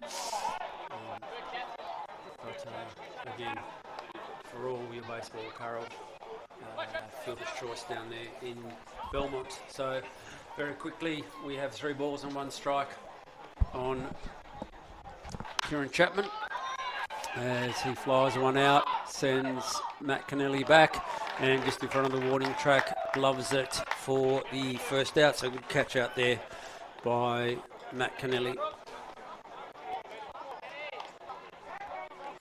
probably change there by the JK, mate, moving MK out there and bringing Benny Drew into the first. Yeah, Benny's played a lot of first base, obviously. So Kevin looked very, very sore, mate, so I'm not surprised to see him coming out of the game. He pulled up sore when he was running the third earlier on in the game, and yeah. Jeff Kerr gets his opportunity, mate, to come in. Although he's not the same Jeff Kerr without the locks. Without the flowing locks. Yeah, so I reckon he's put on a bit of bulk this year, eh? He's looking a bit bigger. Him and Dermot Fritsch from the Brisbane Bandits. Yeah. Almost like kindred spirits together with their long flowing hair. So there's Barry. Bought new pants though. He had a giant hole in his pants last week, so he's got some fresh pants on here. It's on. Strike 2 now on Ben Crook. So 1 ball, 2 strike count. So. Or is he going to turn around and want to be see his undies again? I think he's wearing orange undies with his about 6-inch hole either way on the back of his pants last week. As Bowie hits Ben Crook just on the upper thigh there to put a base runner on. Didn't look too happy at that at all. That's Big Sexy out there at first again, mate. Just saw him pop up on the screen. Really good at shaking hands out there at first. Yeah, actually, he asked me like if I was commentating today, and I said, yeah. I said, only because I'm cheap. So, the cheapest guys you get, aren't you? And for those viewers, again, Paul is concentrating on his waffle and NBL 1 commitments as Bonomi just steers one foul. I'm having too much fun now, Jono, so he's never getting this gig back, all right? So, and I'm cheaper myself. So. Yeah, I'm still, I'm not quite sure because, so far I've done, obviously, the field. I've done some canteen work now up here, so. You have an umpire, mate. You sort your game out. Yeah, sorry, yeah. Well, not this year anyway. But as Bowie fires down low to Bonomi for a 1 ball, 1 strike count. Well, again, we pitch in and help out wherever we need to. So we have had a question. Someone's asked 2 other commentators. So we've got Graham Johnson over here next to me, and then who's the facility manager here at NSI Hardboard Pod. And then myself, Jess Fitzgerald, who's the competition manager for Baseball WA. And a bit of a brief history. I was never a junior baseballer. No, you're a footballer. I was a footballer and cricketer, and messed around a little bit at a couple of waffle clubs, and then came to baseball when I was 18 as Bonomi drives that one out, and Kennelly comes up. Takes it. And with the catch. Unbelievable. Kennelly out. So great catch there by Matty Kennelly for the second out, because I think we would have had Benny Crook would have scored if that got through. That was a huge catch. I mean, full extension. That is, that's definitely would have scored a run there for the Eagles. So huge out there. So, Bowser owes him a beer for that afterwards, mate. so that was a great play. As that brings up Matt Dixon for strike one. So I didn't. I started playing after had a couple of knee operations, playing footy and then pretty much played right the way through up until Masters last year. I took 4 years off when I was in Boyup Brook because obviously no baseball in Boyup Brook. Went back and played a bit of cricket, and then obviously. So put this one to me, mate. What made you think it was a good idea to become a catcher after 2 knee operations? Well, actually, that is an interesting story. As Dixon flies out, I was actually a second baseman playing in Canberra for the Ainsley Bears, and we were playing the Australian Masters with a team called the Canberra Senators, and it was the championships were held in Canberra that year. Yep. As Bowie comes in and ball in the dirt, which allows Cook to go to second base. So we spent the day before preparing the field, and we got there, and our catcher went. On the morning of the first game, he went, "My back's out, I can't catch." Right. And everyone looked around and said, "Who's the youngest?" And I had I was a little over 35 at the time, and I went, me, and they said, "Have you ever caught?" I went, "Nah." Yeah, but I went, "It can't be too hard, though, surely." So, not at Masters level, mate. They just throw it, you catch it. Right? I just caught from that, and then I went back and played half a season of C grade in Canberra before I came back to Perth, and just ended up as a catcher. So, So you straight to South Perth when you came back to Perth, or? Yeah. Back home to South Perth. I was a South Perth player for 15 years or something. I won a couple of championships out there. Obviously, coached the one at Willerton as well. Winning championships everywhere, mate. Just as that one is fouled down the line there by Dixon, and Did he Kennelly catch that one as well as they put that down? dove into the crack of dust and head first into the fence down there, but did not come up with it. So Matt Kennelly laying himself out here at the field. And looks disappointed that he missed it. I think he's taking Friday off, mate. I think he's working tomorrow for laying out like that. That's a huge effort. I hope Bowser's paying attention to this, because next time MK's pitching and he's in the field, he's going to be expecting this to return. He's going to have to do it. Yeah. So, and then to finish off my story, when I came back, I got involved with school sport. Yep. WA, and on the baseball team there, and spent 20 years doing schoolboys. We won 2 championships in that time. We lost about 4, I think, or 4 or 5 in the end. So it's always us in New South Wales, isn't it? Yeah, pretty much. As that's ball 4 now to Matt Dixon. But see, the thing about baseball that I loved, and it took me a while, I was pretty good at footy, so it all came pretty easy. Baseball really taught me how to fail. I hadn't been used to failing. Yes. In sporting wise, I always tended to play up a grade in footy because my brother was a year older than me. As that brings up your coach, and Bowie goes outside. So learning to play this game where you fail more times than you succeed. Yeah. I think is a great teacher. I think I was 35 when I finally realised how to get over stuff, mate. So as that ball goes through and hit out to Sammy Kennelly at second, he goes over to Ben Drew, and that's the 3rd out for the inning here. So a little bit of traffic there for Jake Bowie to deal with, but he handles it pretty comfortably. And at the top of the 6th inning sees Morley 5 and Braves 4.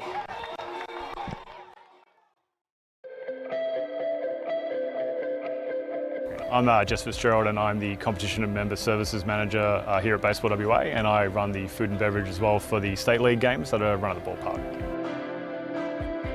So during the day there's some schools out here, so Darling Range, Aquinas, and then we run all of our programs and development, high performance program out here.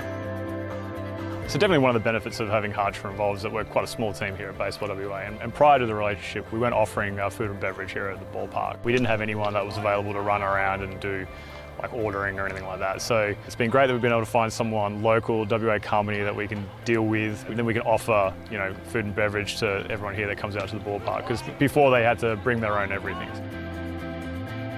So one of the things I love here is, like, you know, the chips, the nachos, burgers, hot dogs. That's, you know, hot dogs is just ingrained in baseball. Yeah, so some of the main advantages of working with Harcher have been the flexibility of the delivery. So they're happy to deliver at a time that's convenient to us, and we've also got a direct contact for our ordering too. So we've been dealing with Adam directly, and he's been great. I would recommend Harcher to anyone looking for a local supplier and then they're willing to jump on and help sponsor their club or, you know, their association, whatever they're doing, and just help grow their sports in Western Australia.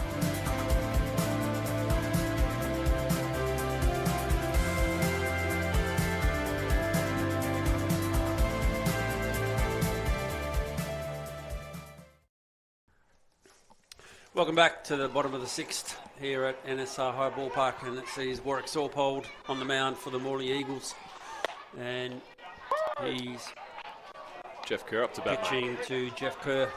So this is Kerr's first time at bat. He came in with the multiple changes that Josh Kennelly made when he took out Tucker Smith, and Yes, he did. yes, he did for strike two. So now I'm not quite sure where he fits in the lineup. So where would he? He's batting for Kevin Clark, right? He'd be batting for Kevin Clark. Yep, as Sorpold throws ball number one. So we're just debating off there whether we think Woz can go the distance here, and there's no one down in the Morley bullpen. So I have no doubt that Woz has told Dan, mate, I can go this whole thing. I've got it right. So. And I mean, if you want to be confident with anyone, Warwick Sorpold's probably the guy that you can be confident with.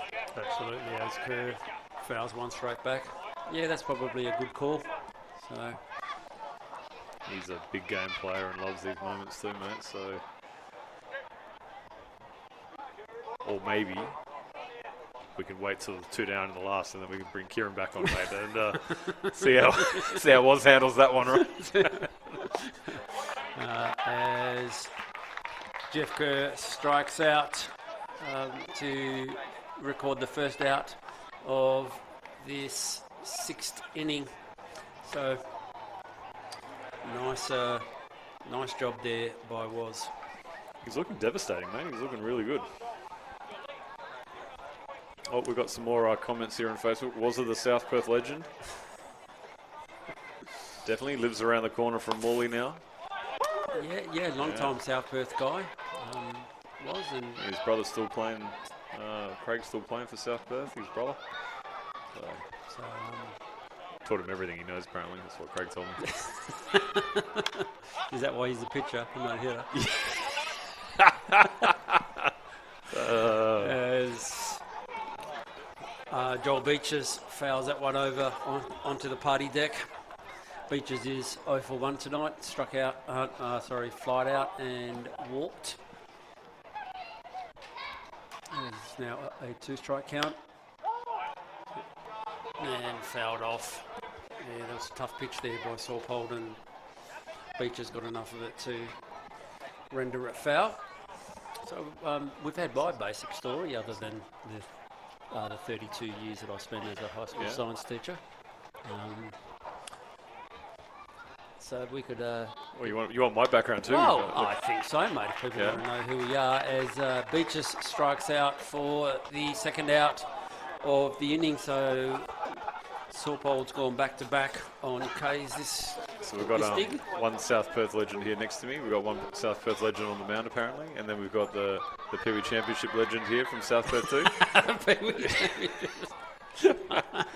Been a South Perth boy as well myself back in my junior days. As now that brings Daniel Troy up to the plate. Troy had the double in his last at bat and a sacrifice in his first at bat, so he's had a very productive day and goes down strike one. And slow grounder over there to right and right over to Paul Chapman to put a close to the inning. Well, we'll have to come back and get your life story. Find out more. Next inning, sir. It's a quick dig by Was there, mate. At the end of the sixth, Morley still up 5-4.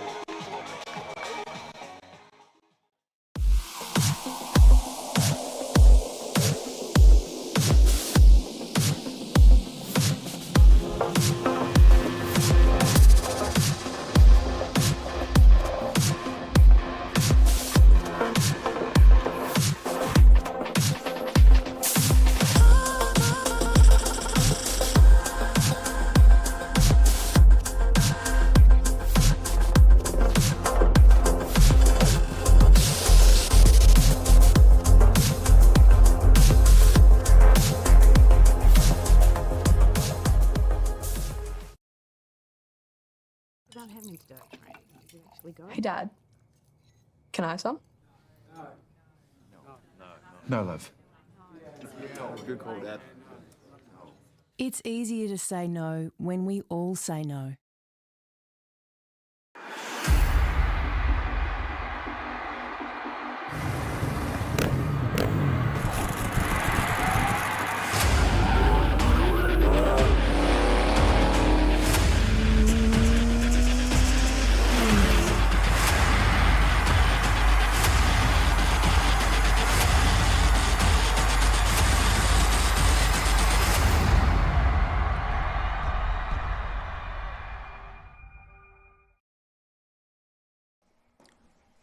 Welcome back to NSR High Ballpark for the top of the seventh inning. And this inning is brought to us by Derby Urrigan Health Services. And they were part of our Indigenous round this year. Yeah, the last 3 seasons they've been partnering with us for the Indigenous round. And yeah, Zach and the team there are always great coming out. We had championship titles this year and stuff like that. And Bono got to clean up Jeremy Sexton with it and turned it into the hardcore championship. So, yeah. And so we're very thankful for their support. As Jake Bowie comes and fires a ball high to Bodie Wright. Wright is 1 for 1 today with an RBI single and fouls that one up. And Drew goes back to the fence and over the fence for strike one. So Bodie Wright on the day has singled with an RBI, walked and had a sacrifice bunt in his last at bat. Been very good defensively too, though, at shortstop. So. Yeah, both shortstops are put on, I suppose you'd say, a clinic these days. Yeah. So, yeah. So again, I mean, I think I've seen Bodie make one bad play, and it was that kind of one where he let the ball come to him last night. And it ended up playing him, but very, very smooth in the that shortstop too. As Bowie misses inside for 3 balls, 1 strike. So, yeah, they feel, it's been an interesting sort of series. As that one gets hit through and Bowie had to either jump out of the way, it might have hit him on the way through as it got out to Tim Kennelly at centre field there. So it just looks like Daniel Troy went out to have a check. Bowie waved him off, went, nah, I'm good to go. So that's the second hit of the night for Wright, and that brings up Mitch Graham, which is 1 for 3 with a home run off the centre field shed. So going back to our banana ball that we were talking about before, I would love to see Bowser get over to the Texas Tailgaters, mate, and where he's as safe. Mitch Graham puts the bunt out, and that enables Bodie Wright to steal second. Throw was a little bit behind. Yeah. So But yeah, get his cowboy hat on, mate, and then pitch some innings out there. That'd be his cowboy hat. Yeah, I thought the country theme night they had was the Heat had this year was well up Bowie's alley. It's Bowser's night, mate. That's what it was. So as he fires high to Mitch Graham for 2 balls. Actually, there's a fair few Australians playing within the Bananas. I know that Josh Spence is one. As Mitch Graham fires that one over, well picked up there by Ben Drew at first base, but that does enable Wright to go to third base. So a productive out there by Mitchie Graham. So now sees Jess Williams come to the plate. 1 out with a runner on third. Jesse Williams had a RBI single in the top of the 5th inning. As time gets called. He's had some clutch hits, mate, this last couple of games, mate. He's been very, very good. Yeah, look, and his work around second base last night was outstanding. And pulls that one foul off the Health Way WA sign. So, this is a tricky hitter, I think. Obviously, he handles the bat well. He told me the other day that he didn't have much power after hitting the grand slam against Tau in the Wanneroo. Says, I don't have much power. I went, really, mate? You hit one over. So, but he'll be looking to make contact and see if he can drive in the I kind of felt like during the Heat series, when I was watching Jess hit, he looked stiff. So it looked like he was like putting on bulk and, he's just had the size. Yeah. But he looks big, but relaxed. He's moving very freely and smoothly. I sort of wonder, what the effect of him moving around out of his natural second base position as he swings through that one for a 2-ball, 2-strike count. He went from second and they tried him out in the outfield there. They put him at first base and he never really looked comfortable at first. And whether that sort of flowed over to his hitting, because he didn't have anywhere near the sort of hitting season that he had previously. It was a weird year for the Heat. Just when I say weird, they played great, but Hawley and Jess just playing in different positions than the fans are used to. So as that one gets fouled, I kind of almost think that the guys, the crowd comes out to see their favourite players playing their spots that they want them to, right? Like they're not, kind of not looking for you to reinvent the wheel or. Yeah, it's a tricky one, right? Like, especially considering that both him and Byron Armstrong had good years the year year before in shortstop and in second base and at the plate. They're kind of the brands that are bringing the crowd to the games, right? Yeah. So. As Jess Williams dunks that one over the pulled-in infield and gets himself another RBI single, as that extends the Braves' lead to 6 runs to 4. So again, great back control. Just did enough to get it into the outfield and score another run. So they're all up and about down in the Morley dugout down there. I don't know. Something happened. Yeah, not sure at all. So just got like a roar of noise up here in the booth. Yes, that now brings up Cameron Barr, who swings through the first pitch. Barr's 1 for 3 today with a single to centre field. So obviously Bowie's looking for the double play here, so if he can get out of this inning with only 1 run having scored.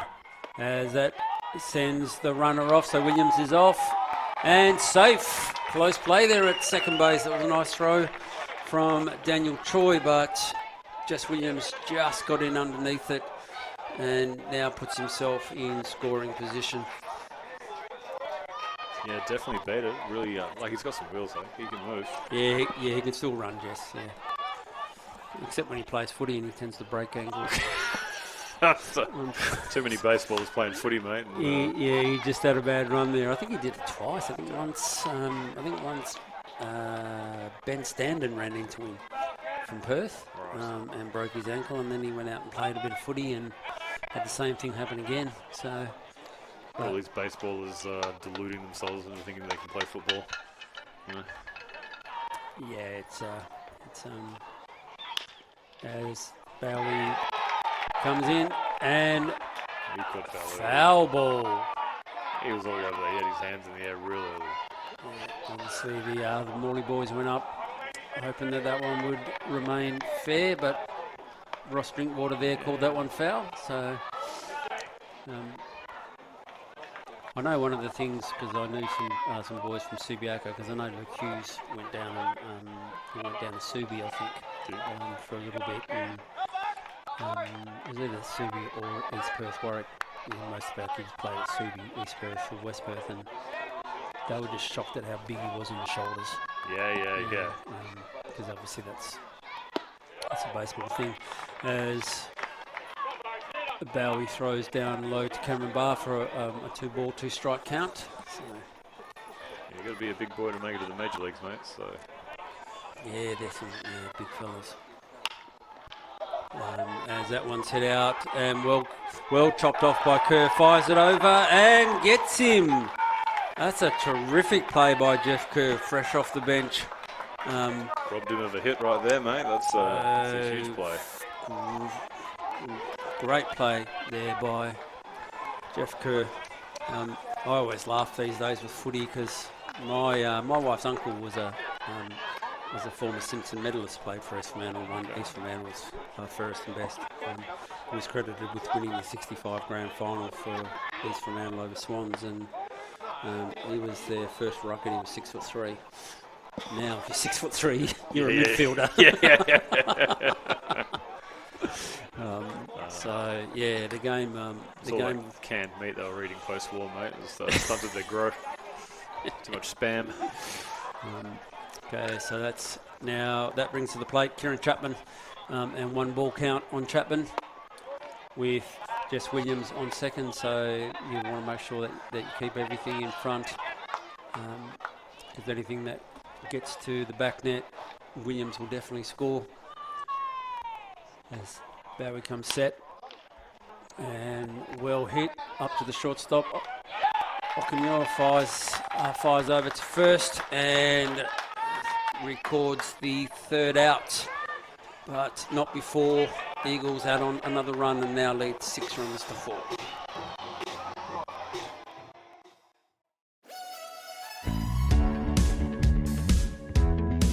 My name's Greg Elliott. I'm the president of the Wanneroo Giants Baseball Club. I've been around the club for 30-something years now. I've been the president for 5 years and involved in the committee, I guess, for 15 years.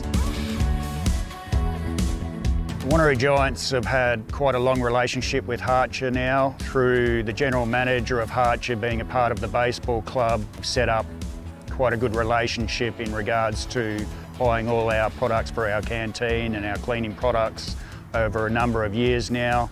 Harcher are a major sponsor of the baseball club. They help us out in regards to everything we order with our sponsorship. Sponsorship to any sporting club is a major part of a club, and Harcher being a major sponsor for us really helps us in the community.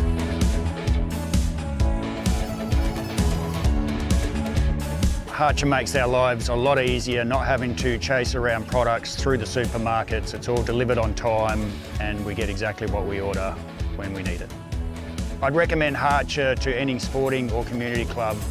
As a company, they help us out with everything we need. Everything is here on time and we get exactly what we order.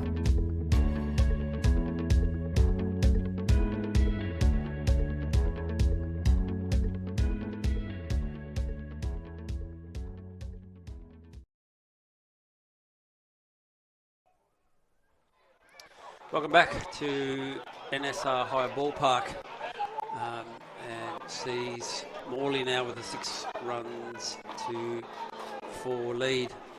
Warwick Sawpole still on the mound, starting his 3rd inning of work, or 3rd start of an inning of work, and Matt Kennelly is up, and Kennelly swings at the first pitch and fouls it for strike 1. So Jess, you might be right in terms of, you know, they might be going with Was because there's nothing going on down there in the Eagles bullpen. Mate, we're just looking for MK Ultra here to work his mind control magic and get Braves back into this game. Takes ball number 1. So obviously this is, you know, through the heart of their lineup. We're at the bottom of the 7th, so you may not see these guys again unless they get some people on base. There's slide up, play, and out of play. Bounces on the concourse, and well caught by the lady down there. So, although it's usually one hand, one bounce. Yeah, one hand, one bounce. I was going to say the same thing. So, 2 hands, but it doesn't yeah, count. Yeah, throw it back. You can't keep it. Yeah. So, mate, the amount of moonshots that have come straight down tonight into the crowd. I mean, they're the scary ones, right there. As Kennelly strikes out, looking on an outside pitch there from Warwick Sawpole. So that's a big first out for the Morley team. You don't see that very painted often. the outside edge there on that one. So that was a good call by umpire Harcher there. Got to catch the replay here. So that brings up the shortstop, Yuto Okamura. Okamura's 2 for 3 today. And 3 for 8 in the series so far, so he'll be looking to get on and see if he can use his speed. Sawpole comes set, fires, and Okamura fires that, but straight to Ulch. We were talking about game of failures before. It's also a very unfair game too. You get a nice hit like that. Yeah, you can rip it. And, straight to his chest. Yeah. Ulch had to take 1 step to the left to be able to glove it.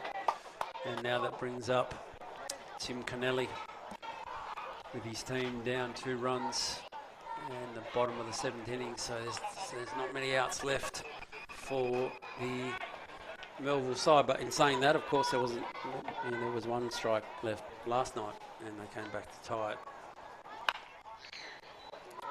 As Kennelly fouls the first pitch off.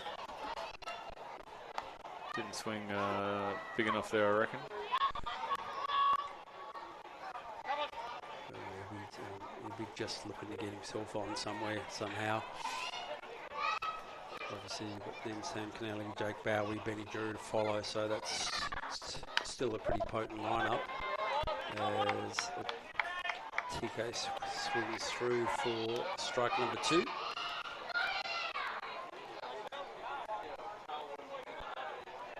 Again, nothing occurring down there in either bullpen, so looks like they may have made the decision on who's going to finish up the game for both of these teams. Obviously Perth Heat teammates. As Sawpole bounces that one in for ball number 1.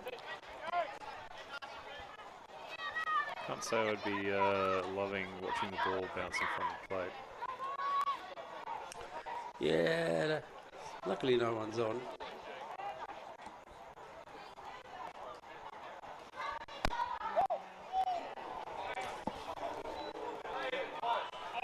As ball 2 now, so it's a ball 2 strike count. Listen to it. So we're getting text messages from Jeremy Dixon, and he needs to do his job better. As TK lines that one through out to Nick Ulch, and so with hopefully now starting a 2-down rally for the Braves. So Kennelly picks up his 2nd hit for the day and his 5th in this championship series. So TK's done pretty much everything that he could have done. Yeah, he's had a good at-bat there, get it on, and then hopefully Sammy can turn things around. He's brings him in here. So Sawpole comes set, isn't bothering to have a look. That ball is a check swing there by Sammy Kennelly, but Ryan Harcher said it was enough to ringing the call for strike number 1.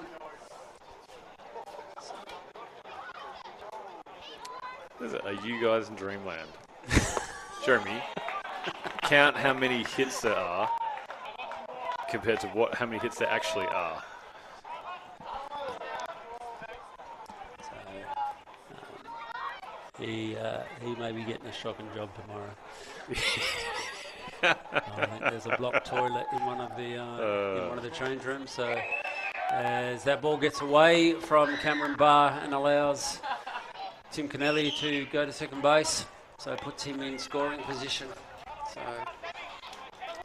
not what the Eagles boys would have wanted. So, 1 ball, 2 strike count now on Sam Kennelly.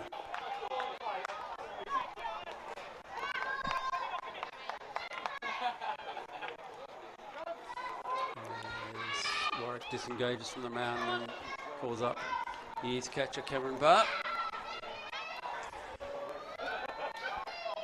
Oh, obviously no pitch com down here in WA baseball. No. So, actually, they should get rid of it. You reckon get rid of it? Ridiculous, mate. Half the time they don't work. Sorpold fires to the plate. Kennelly bounces one straight to the shortstop, over to first, and relatively easy out. Shuts the door on the Braves in this 7th inning. And at the bottom of the 7th, sees Morley 6 and Braves 4.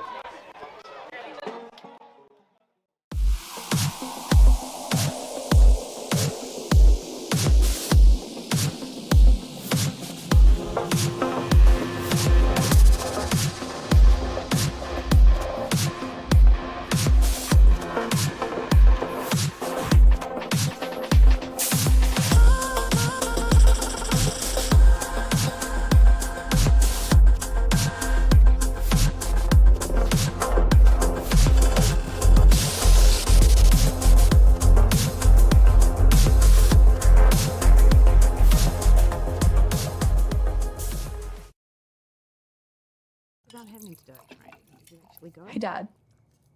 Can I have some? No, love. Good call, Dad.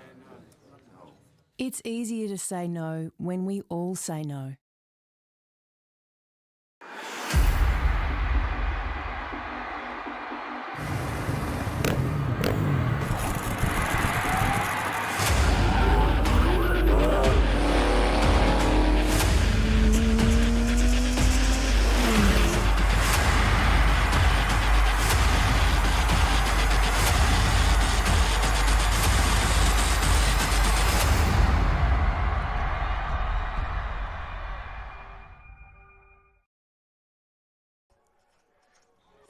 Welcome back to NSR Higher Ballpark at the top of the 8th inning, and this inning is presented by our good friends at SportsLink Travel, who are the official ABL travel partners, and obviously Shane Tonkin is down there with SportsLink Travel as Jake Bowie continues on the mound and fires ball 1 to Ben Crook. Obviously our condolences go to the Tonkin family for the loss of Shane's mum, Shirley, who was an extremely well-credentialed hockey player.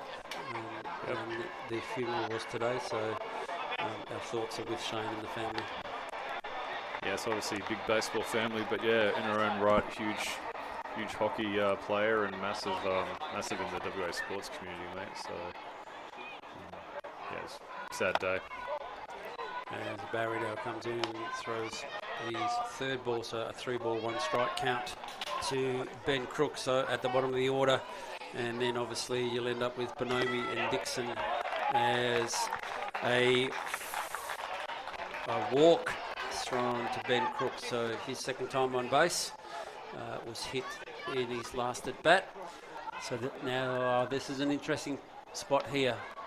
Straight away you've got Okamura and Sammy Kennelly at 2nd coming in. So are they going to play little ball and see if they can bunt Crook over? And the answer to that is yes, and that one hits Aaron Bonomi on the back foot, and that will advance their second time tonight, eh? Ben Crook to second base. First time for Aaron to be hit. Well, tonight. hit by pitch ball, but yeah, I think he fouled one off his leg. Yeah, that's right. Yeah. So, A bit dramatic there on that one, I think. You know. And now that brings out Coach Kennelly as there is some stirring in the Braves bullpen. That's a little bit like Tony Hatcher. Again. Too far away from me to tell. Well, I'm only going because he's a lefty. Okay. You go with it. I'm not entirely sure what the left-right breakdown is for this. Staying in, so we're breaking up for now. There's one of the righties, so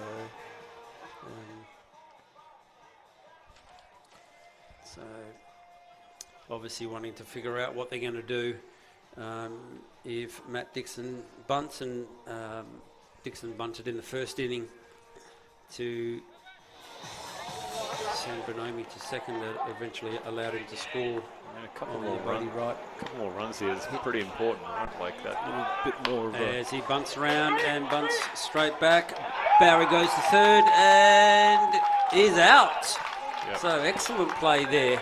Matt Dixon just couldn't get the bunt down, and Bowie comes up firing and fires over to Jeff Kerr at third for the first out. So good baseball there from the Braves. Yeah, just got a little bit too much of it down that third baseline. I mean, you really wanted to push it to the right side, didn't you? Yeah, well, it's got to pull up probably a couple metres shorter just to make Bowie take a couple more steps, and then he's in, right? And that brings up Nick Orch as he fires one over the commentary box. So Orch has, I think, been the beneficiary of a couple of Sammy Kennelly errors tonight to get himself on. 1 for 4, and it has been on 3 times as Bowie fires high. So obviously Nick will be on Sam's Christmas card list. So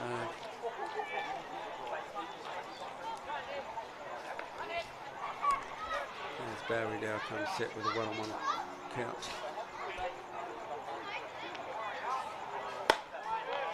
And high for 2. Well, they're now down in the bullpen for Braves. We see the right-hander up, and it's a gunslinger. So it might very well be Ryan Nuttall. Although Ardiother. Yeah, that looks like Ardell with slingshotty action. Yep, as that ball gets hit to Sam Kennelly, he goes over to Okamura for the double play. Nice play. Excellent work there by the Braves to get out of that particular... They're in a lot of trouble there, mate. They got out of that. That was good baseball. Yeah, so good baseball. So as we are halfway through the 8th inning, we see Braves 6 and... Morley 6 and Braves 4.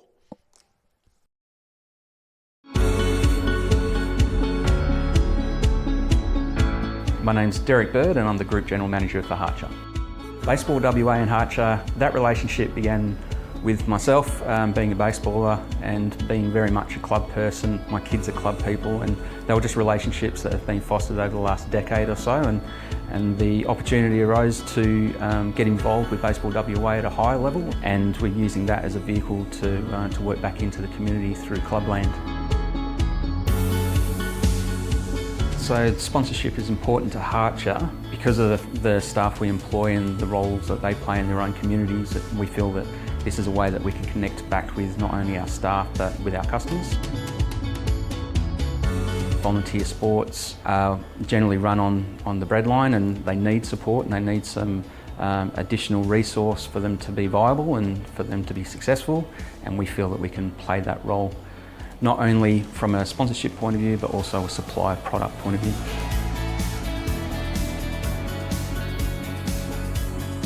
The sporting club route is a really beneficial route for our business because we can touch so many parts of the role that they play. Most of their revenue is generated through the canteen and the bar and the kitchen. These sporting clubs are volunteer organisations. They need a little bit of help and we can provide that.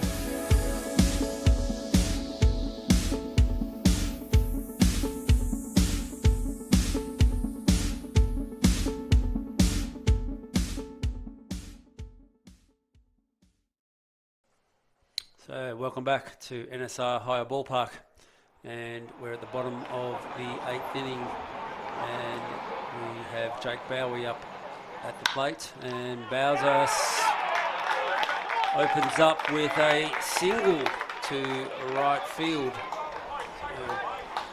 Now obviously last night they pinch ran for him, but he's pitching tonight, so he's going to have to stay in. So I don't think he was too happy with actually being taken out last night for a pinch runner. But they've done it again? They have done it again. I've got no idea about this. Just about everything that I predicted has gone horribly wrong. So that is interesting. Down by 2. So Liam Collins coming again? I'll have to wait to see. Yeah, I think that's what we did last night. Looks the same from. So Liam Collins on first base, and that brings up Ben Drew.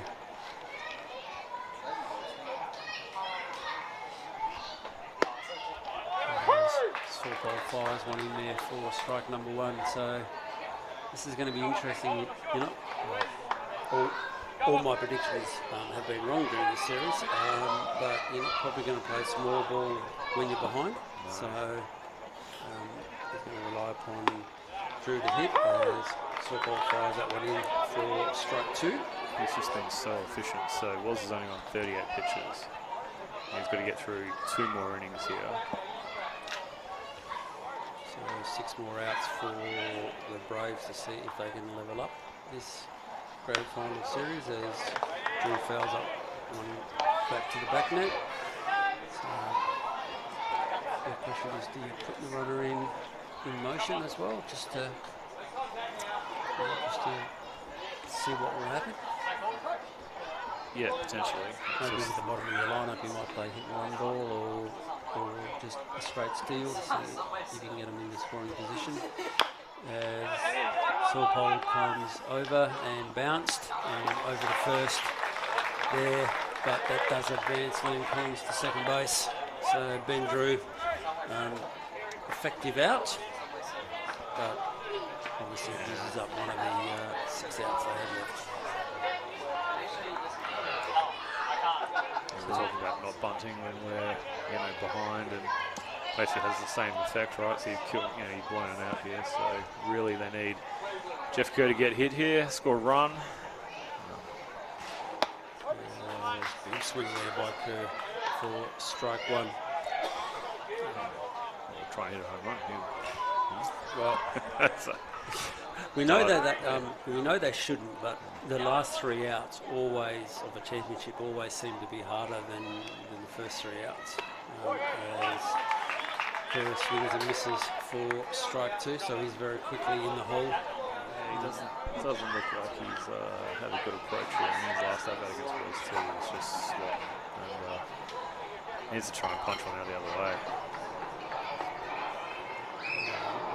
So set and strikes him out on the inside corner looking. So great pitch. Kerr is not happy with that. Didn't think it hit the inside corner, but it was enough for the home plate umpire. So that is a big out here in the bottom of the 8th inning. So again, he was using all of his experience to record the strikeout. And now that brings up Joel Beaches. Beaches is 0 for 2 tonight with a walk, and he goes up in the count, 1 ball and no strikes. So this looks like the bar might have been crossed up a little bit, so he goes out to have a bit of a chat just to confirm what the signals are with second base, with the runner on second.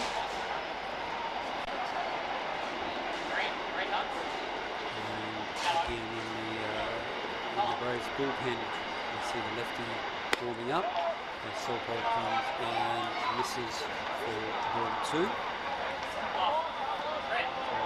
From our angle up here, that looks really nice. And then watching the stream on here, and it's definitely a couple of balls outside there. It's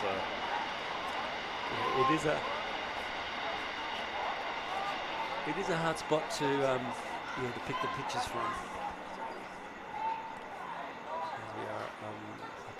centre as Beaches swings through that one for a 2-ball, 1-strike count. So Oz doesn't look like he's paying all that much attention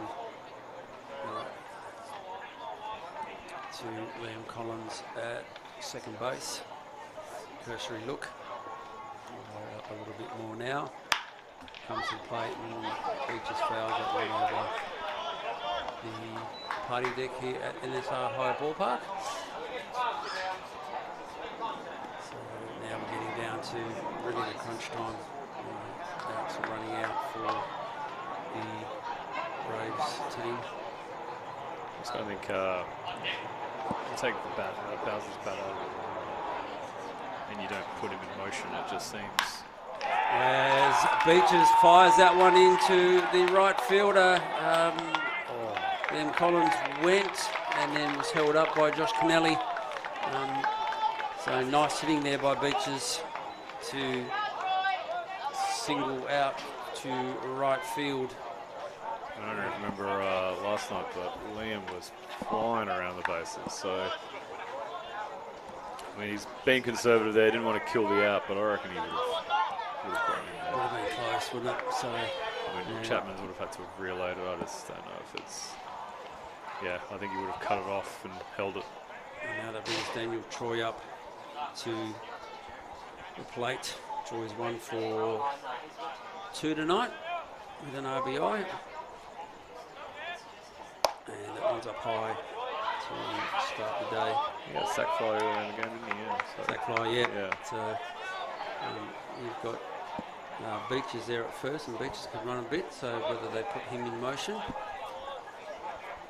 Obviously, you don't want to spike the ball as Sawcall goes up high and Troy swings through that for 1-ball, 1-strike count. So if the score, well, if the game stays as it is, we'll be having on-field presentations straight after the game.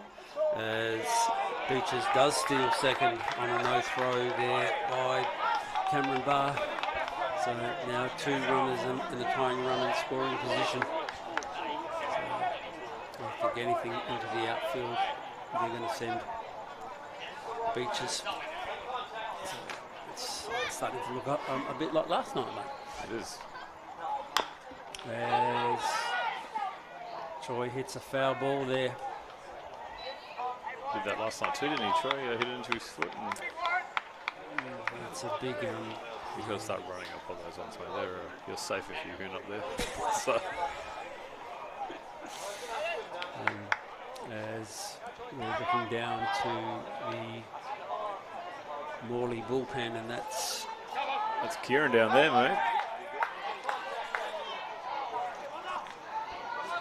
23, so starting to warm up down there in the bullpen as Sawcall comes through and strikes out Troy to end the threat here in the bottom of the 8th inning. So big time clutch performance by Warwick Sawcall on the mound, and going into the last innings sees Morley with a 6 runs to 4 lead.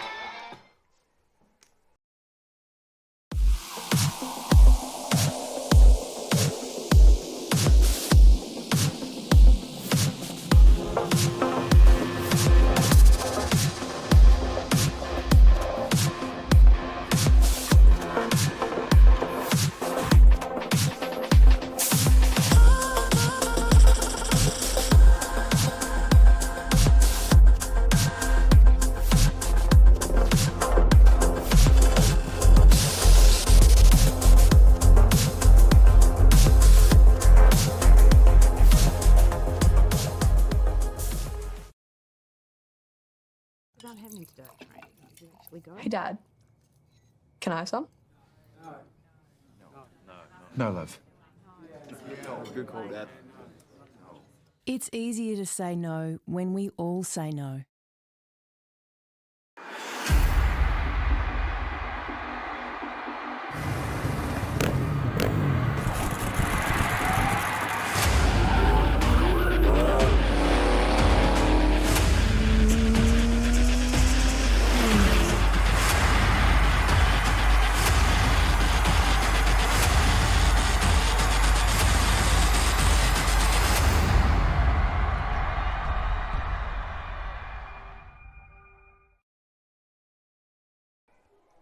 Welcome back to NSR Higher Ballpark here in Thornley as we go to the top of the 9th inning.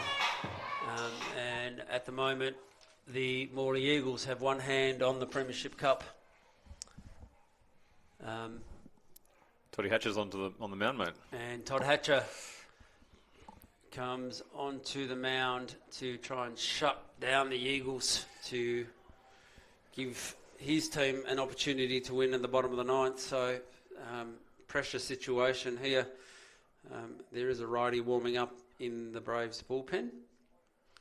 So, and that brings Bodie Wright to the plate, and he goes ball number 1. So we do have it's a 3-batter rule here, isn't it? So you've got to go to 3 batters. So who will face Wright, Graham, and Mitch Williams as Wright fouls one back for a 1-ball 1-strike count. So again, Toddy pitched well last night. I thought he came in and after that Canelli really kept his club in it. Yeah, just unlucky the game kind of ran away with him a bit at the end there. So he threw 92 pitches last night, and it's no rest, straight back into it today. So he's got 6 months off. So unless he's planning to play in Europe somewhere, so it goes to a 2-ball 1-count strike. And Wright drives that, and it is up against the fence, just underneath the scoreboard. So lead-off double to Bodie Wright, and immediately the pendulum swings back to the Eagles. I feel like that's a very long double out there. He was just trotting after first, so he's like, I'm just going to take 2 and let Mitchie bat me in, and don't need to go too far. So probably almost to the furthest part of the outfield fence there. And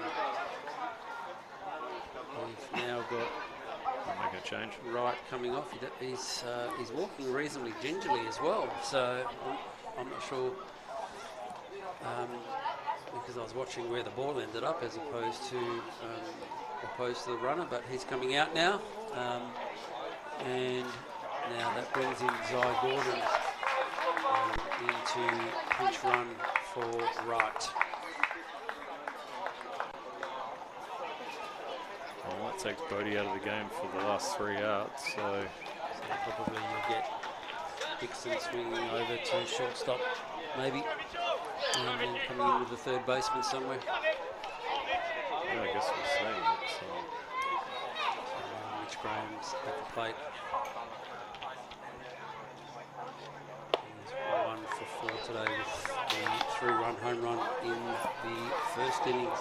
I feel like Ryan's been tighter on the lefties tonight and a bit more open for the righties.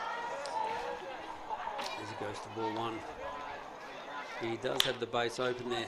And as he fires it down to Jeff Kerr, Kerr goes over and well played and well took out there by Ben Drew at first base, but that does allow Zy Gordon to come over 90 feet away from scoring. So again, another productive out by Mitch Graham. Didn't get the hit, but did something positive. I mean, that's a big out by Kerr there, man. I mean, you let that one through and it scores a run, and then there's even more pressure on you. Yeah, basically straight down the line. So now the infield is pulled in with last night's walk-off hero, Jess Williams, up at the plates, and he fouls one off for strike 1. I don't like putting anyone on, do that. I'd still be tempted to walk in here. Yeah, it's too hot. Get rid of him. Well, you've got the youngest guy out there probably in Cameron Barr on deck. So it now goes to 1 ball 1 strike. So maybe if the count becomes unfavourable, JK will put him on, because then the double play will at least get you out of the inning. As that one's up high for ball 2. Interesting machinations down here at the ballpark. They're all playing playing in defensively, and then you see this a fair bit. Everyone's playing in, and then guys like Jess can just power it through, right? And you don't even get an out at all then, right? So yeah, which then adds more. Yeah. So just now go it's- put Jess on, have Cambar up, young guy there. Hope for the weak ground ball, roll dog leg it out of there.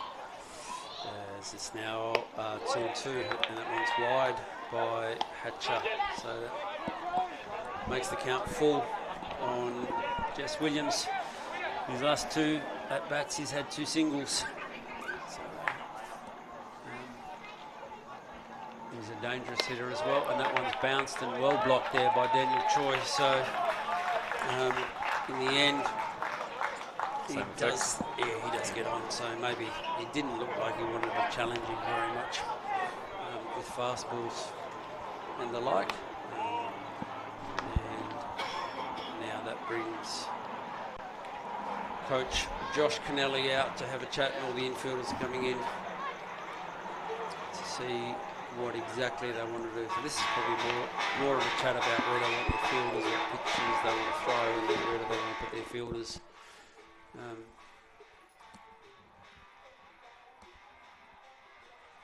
Oh, a bit of music at the ballpark. Is that almost the first time tonight? Have I heard any? Oh, it's been going on all night, mate. Oh, Yeah. I just haven't heard any.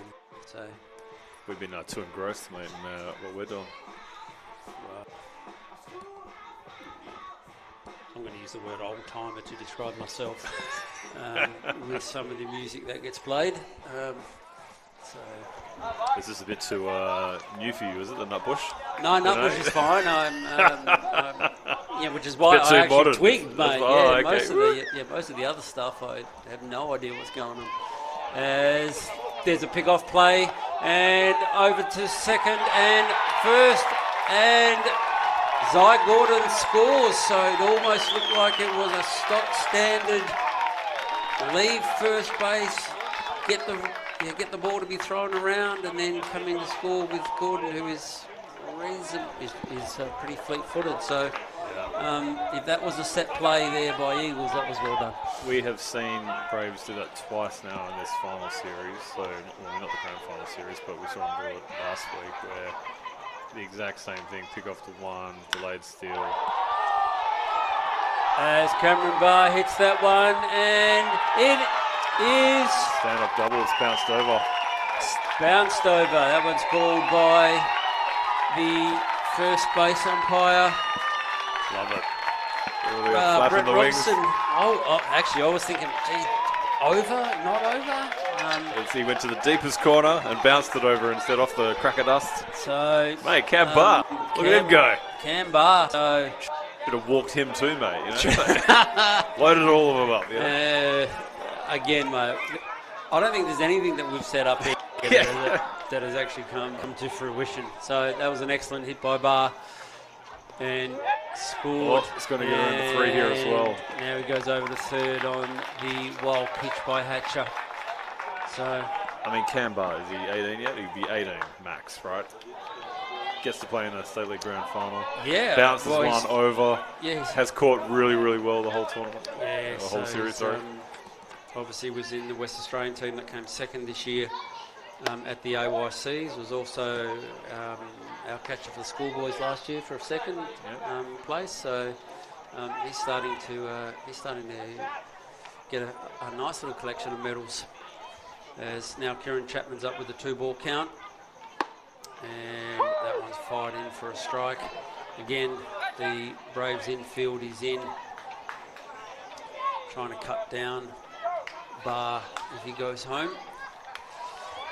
So going back to that play before the runners on first and third, like Braves did the exact same play last week, and too slow home again on the throwback from the shortstop as well. So something they're definitely going to need to look at in the new year, because it's twice now it's been done on them. Well, Everyone's figured it out, so you know. Yeah, I must admit, it's a play that I used to get my team to practice. Yeah. Because it does come in useful.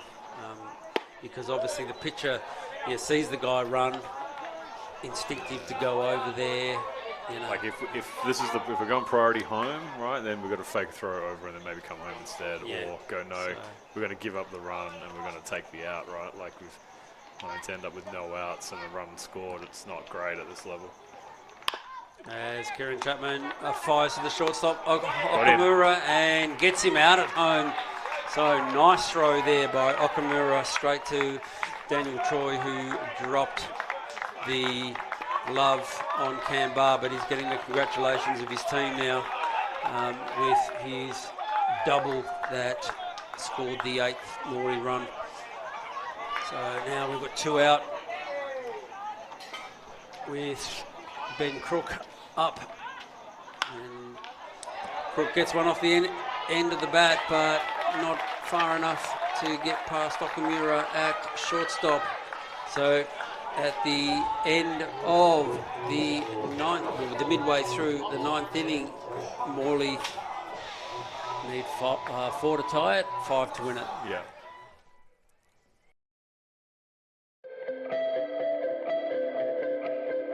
I'm Jess Fitzgerald, and I'm the Competition and Member Services Manager here at Baseball WA, and I run the food and beverage as well for the State League games that are run at the ballpark. So during the day there's some schools out here, so Darling Range, Aquinas, and then we run all of our programs and development, high performance program out here. So definitely one of the benefits of having Harcher involved is that we're quite a small team here at Baseball WA, and prior to the relationship we weren't offering food and beverage here at the ballpark. We didn't have anyone that was available to run around and do like ordering or anything like that. So it's been great that we've been able to find someone local, WA company that we can deal with, and then we can offer, you know, food and beverage to everyone here that comes out to the ballpark, because before they had to bring their own everything. So one of the things that I love here is, like, you know, the chips, the nachos, burgers, hot dogs. That's, you know, hot dogs is just ingrained in baseball.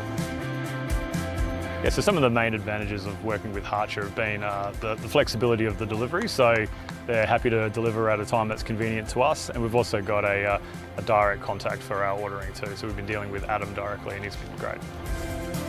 I would recommend Harcher to anyone looking for a local supplier, and then they're willing to jump on and help sponsor their club or, you know, their association, whatever they're doing, and just help grow their sports in Western Australia.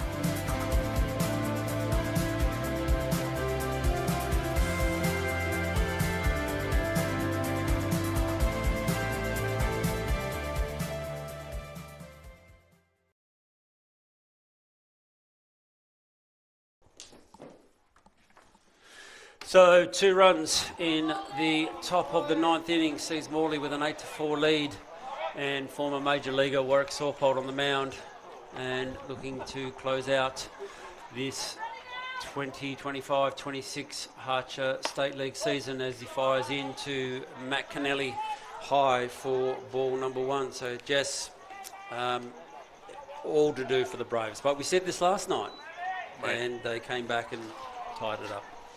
Definitely a huge chase here. I mean, needing to double their score in the last year just to keep it going, but back to the top of the order. So what, Matty's had his 5th at bat now, or 5th plate appearance, sorry. And then, you know, although this the right now, guys are coming up. Yeah, absolutely, as Sorpold fires in for strike 1. But this now does bring in if we get down to the number 5 position, and Jake Bowie's no longer there. Yes, okay, fair call. I wonder who's coming in to pinch hit. And as that one gets fouled for a 2-ball, 2-strike count. So it looks like Colo's going to hit. So, I mean, he's, you know, previous Heat roster back in a few years ago. Was that 3 years ago? He was on the Heat roster or whatever. So, you know.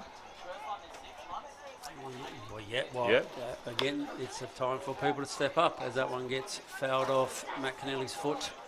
So the count remains 2 balls, 2 strikes. So obviously Morley are the current defending champions,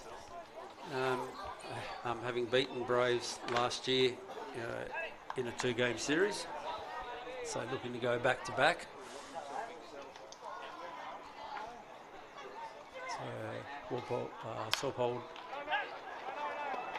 fires one in, and that gets fouled back. So Kennelly's fighting hard to continue his at bat. And of course, it's going to make the MVP decision just a little bit harder. with the job that Warwick Sorpold has done out there today.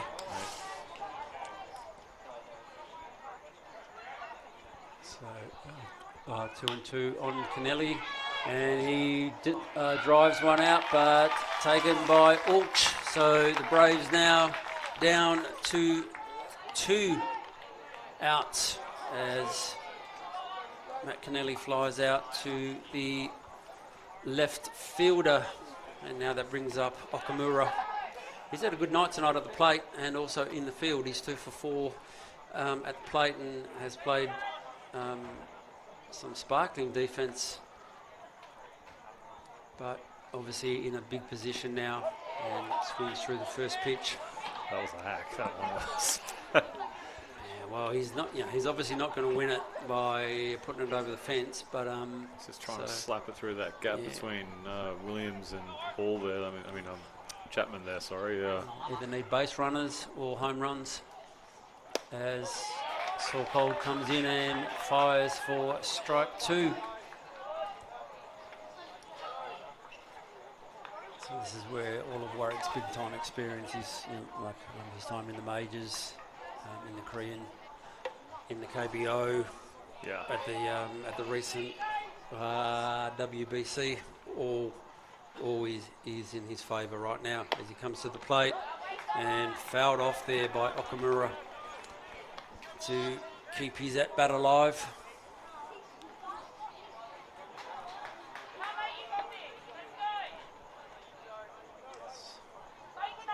So again. So what are you leaning towards? You reckon if we're going for a series MVP, you thinking Was now? Oh, look, I think Was is probably up there. He's obviously picked up the win last night. He'll get the save for tonight. As that one comes off, Sorpold's glove. And that allows Okamura to get on base for the 3rd time today. So a ray of light for the Braves team.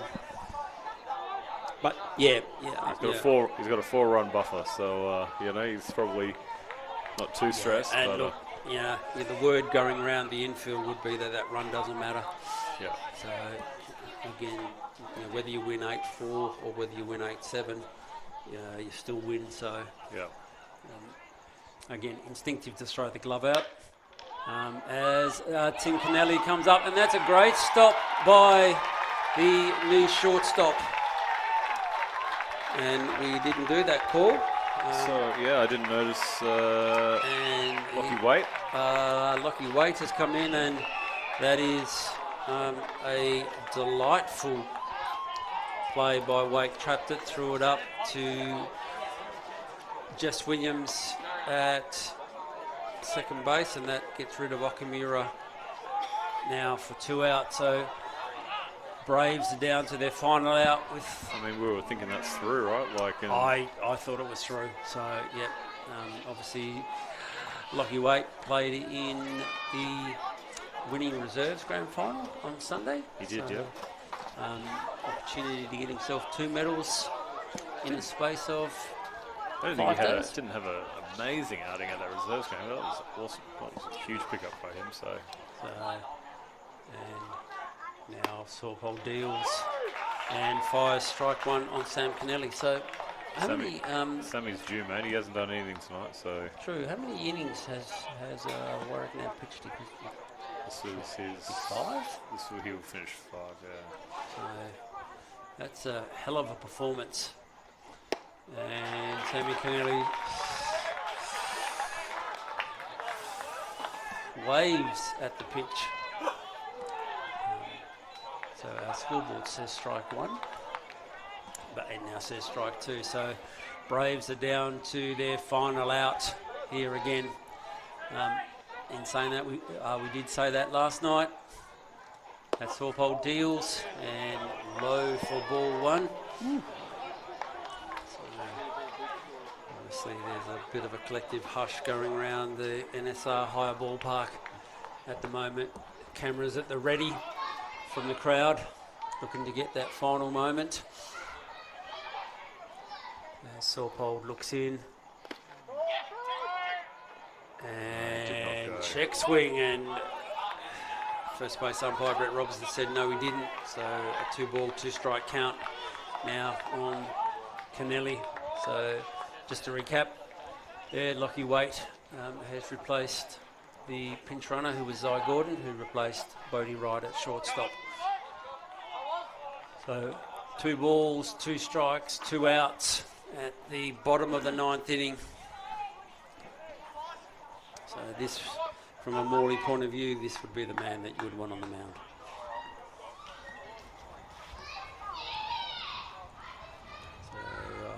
So Sorbold comes set and strikes out Sam Kennelly. So the Eagles are back-to-back champions, the 2025-26 Harcher State League Championship winners, as we now get the big pylon out on the infield. So again, a clutch performance by the Morley Eagles team to win back-to-back championships.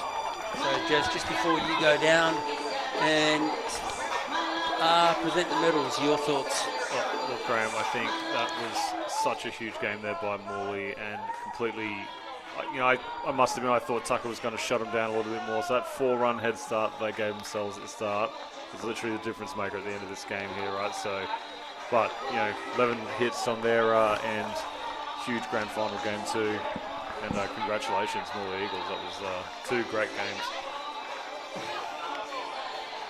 So yeah, look, if you look back over the season, I know the opening gala game, one of the big ones was Morley versus Braves, and Morley come out ahead of that, and they've really been the trendsetters for the entire season, and obviously winning the reserves. They won B grade as well. They featured in the A grade grand final as well. Then in the big league, one grand final. They're in the Big League 2 grand final too, Graham. In the Big League 2, so obviously they are the trend-setting club at the moment. So all congratulations to the Morley boys, the Morley club, and to Coach Dan Cavalier, who now has his 2nd state league. 2 from 2. 2 from 2. It's an easy gig, John. You just congratulations to Dan. So look, it's hard work, right? And it's a lot of pressure on you, especially from a club like Morley, mate, to get the job done. So congratulations. So if you head yourself down there, sir, so we can start the presentations. No worries, and you can flick off to an ad break, mate, while I'm heading down there. So so we'll be right back after this ad break with the presentations to the Harcher 25-26 championship winners in the Morley Eagles.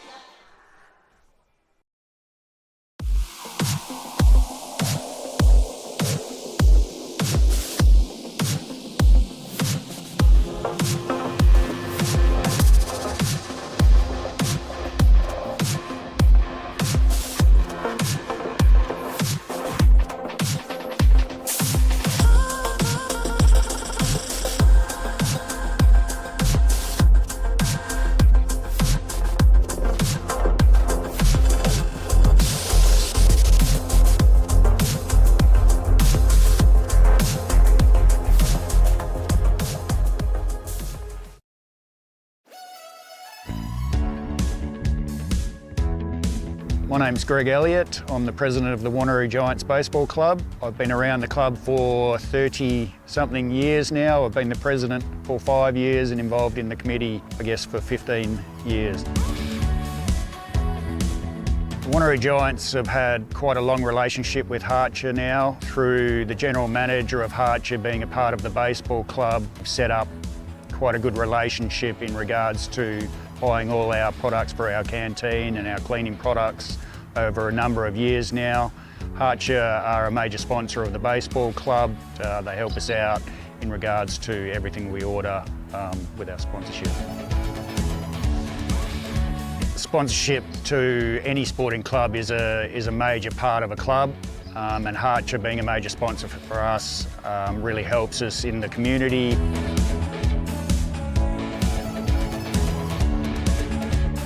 Harcher makes our lives a lot easier, not having to chase around products through the supermarkets. It's all delivered on time and we get exactly what we order when we need it. I'd recommend Harcher to any sporting or community club. As a company, they help us out with everything we need. Everything is here on time and we get exactly what we order.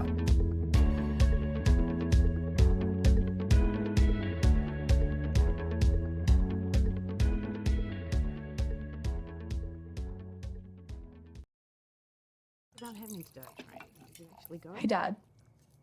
Can I have some? No, love.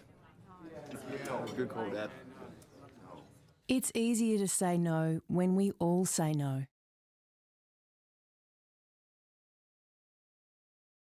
To the State League 1 grand final between Morley Eagles and the Braves Baseball Club. I think everyone can attest to the quality of baseball out here over the last 2 nights, and I'm sure between these two across the whole of the season. So congratulations on a great season to both clubs.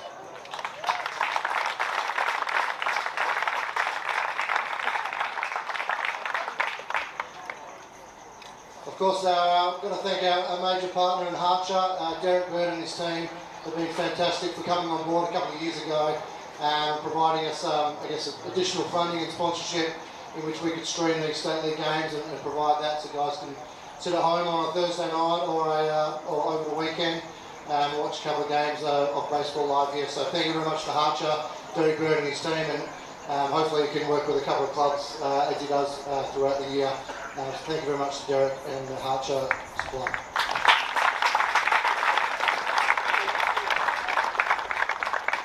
As we know that the clubs don't operate without fantastic volunteers. Scorers today and every game around State League. We understand there's double headers, there's midweek games. There's a lot to ask of our scorers. For the umpires that have already ducked off into the tunnel, but they go out there and they give their best every weekend to try and make the games run as smooth as possible. And of course to the volunteers and the community members of both clubs. It is a long year, it doesn't just start at the start of the season. There's a lot of planning and off-season work goes into play, so I think on behalf of the playing groups of both sides, a big round of applause for the officials and the sport.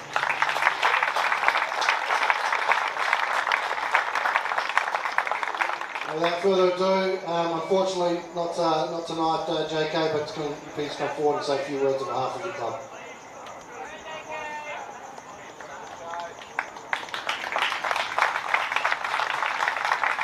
Thanks, Locke. Thanks, Jess. Thanks, Baseball WA, for another year. And all the sponsors that go along with it, we appreciate it. Morley just been too good for us the last couple of years. Look, not going to lie, it hurts. Alright, it's going to hurt for a while.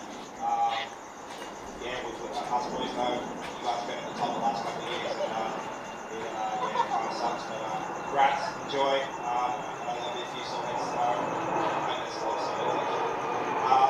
To our guys, our club, committee, supporters, fans. Yeah, it hurts. Sorry we couldn't bring this to you. We're going to come here and play for second. We'll have another crack at it next year. Cheers.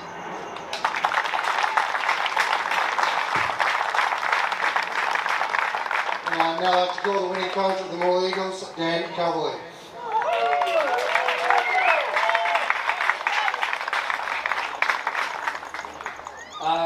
First of all, to JK, D's and the Braves Baseball Club, thank you for the competition. You guys have been the benchmark over recent times, and we can't think of a better organisation to go up in the primary series, so we thank you for everything you guys do. You always play it right, you always play it hard, and you know that we're always going to have a great battle, so thank you.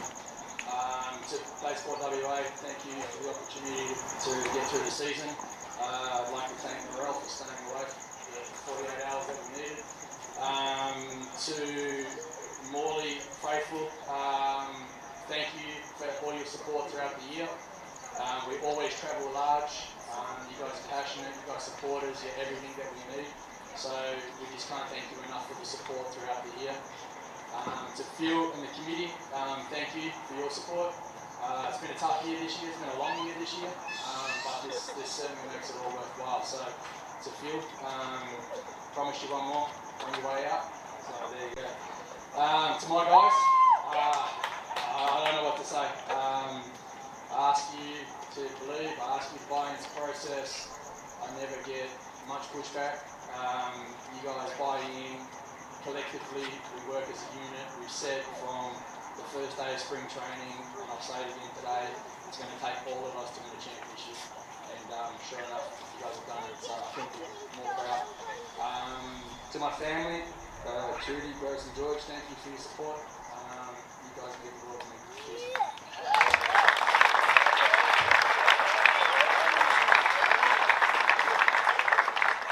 Before we do get to the awards, I do want to make, additional mentions to Jess and the team and Jono up in the booth, calling games with the commentator pulling out last minute, doing anything he can to help out, and to Jezza running around and floating around the ballpark every game and every week. So I think,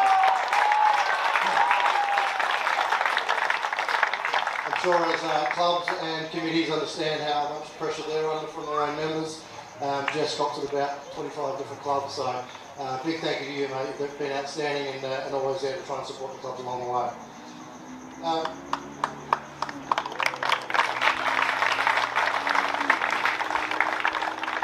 Moving in for the first award is the Max Lenigan for the best player during the grand final series.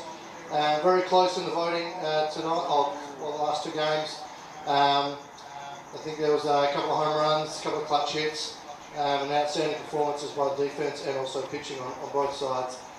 But this year's Max Lenigan medal goes to Jesse Williams.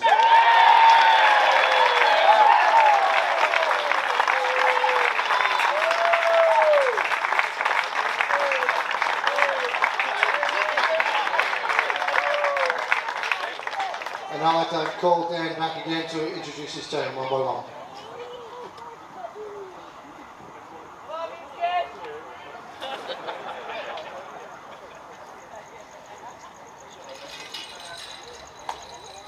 Lockie Southie.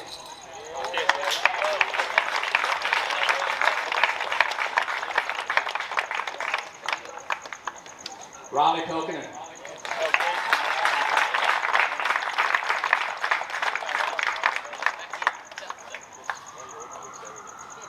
Aaron Bonomi.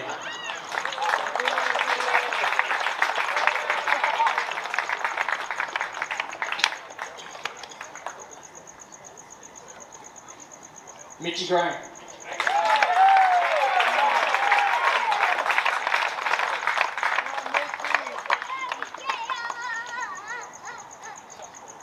Warwick Sawpole.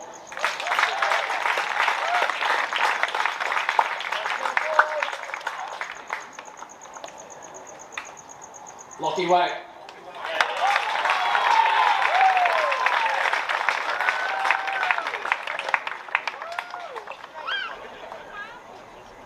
Kane Sylvie.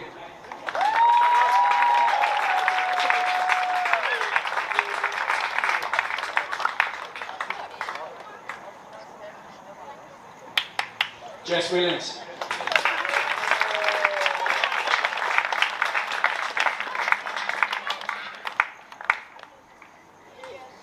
Brennan Singh.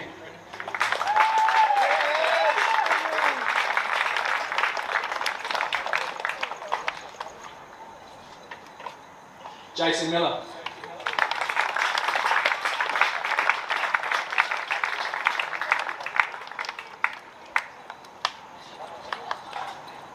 Ben Crook.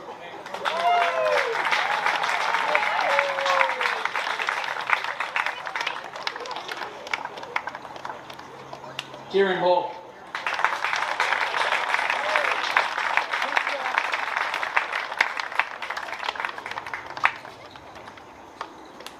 Bodie Wright.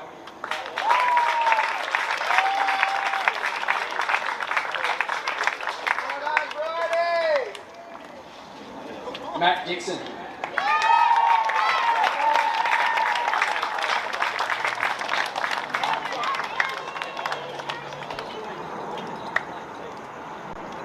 Riley Franklin.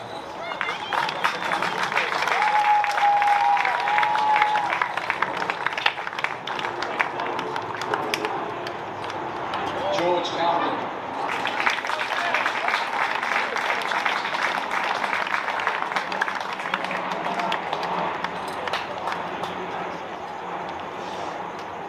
Cosy Partington Hopes.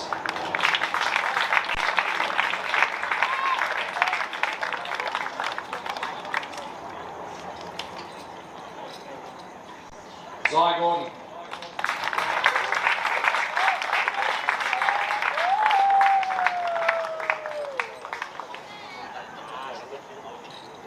Tom Williams.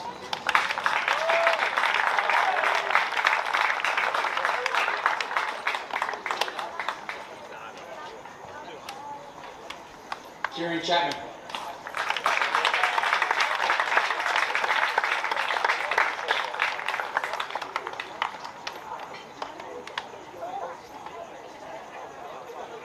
Jeremy Sexton.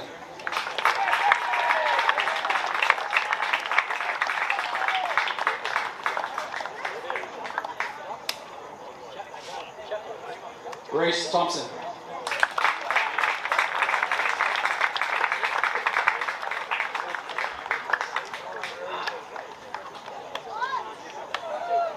Nick Bulch.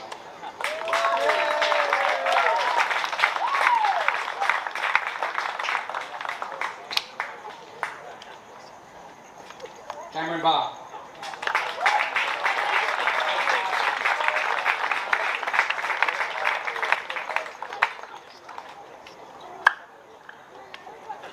Josh Sylvie.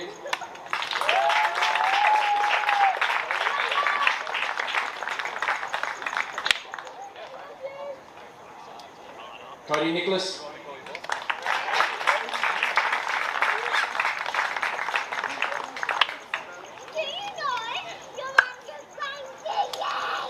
Brady Manning.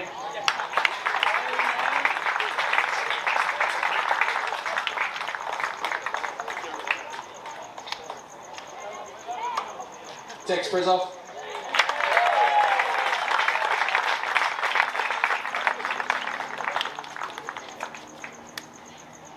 And this is the point where I would normally say Brad Williamson, but Brad's wife turned 60 today, so happy birthday to Linda. And Brad couldn't be here. And Coach Dan Gallagher.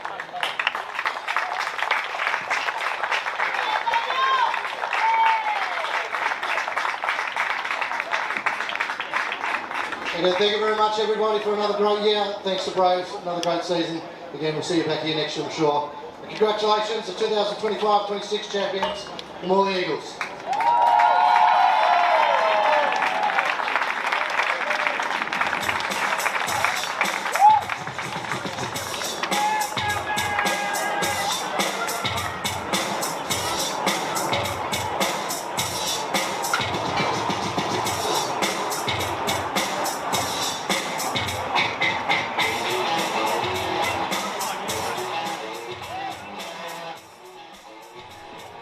That's a wrap on the Harcher WA State League for 2025-2026 with the Morley Eagles going back to back in a dominant display throughout the year.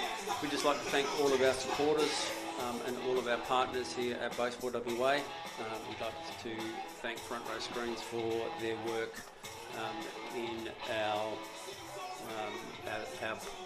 our broadcasts, and we wish and hope to see everybody back again for the 2026-2027 season starting later on in the year. So thank you and good night.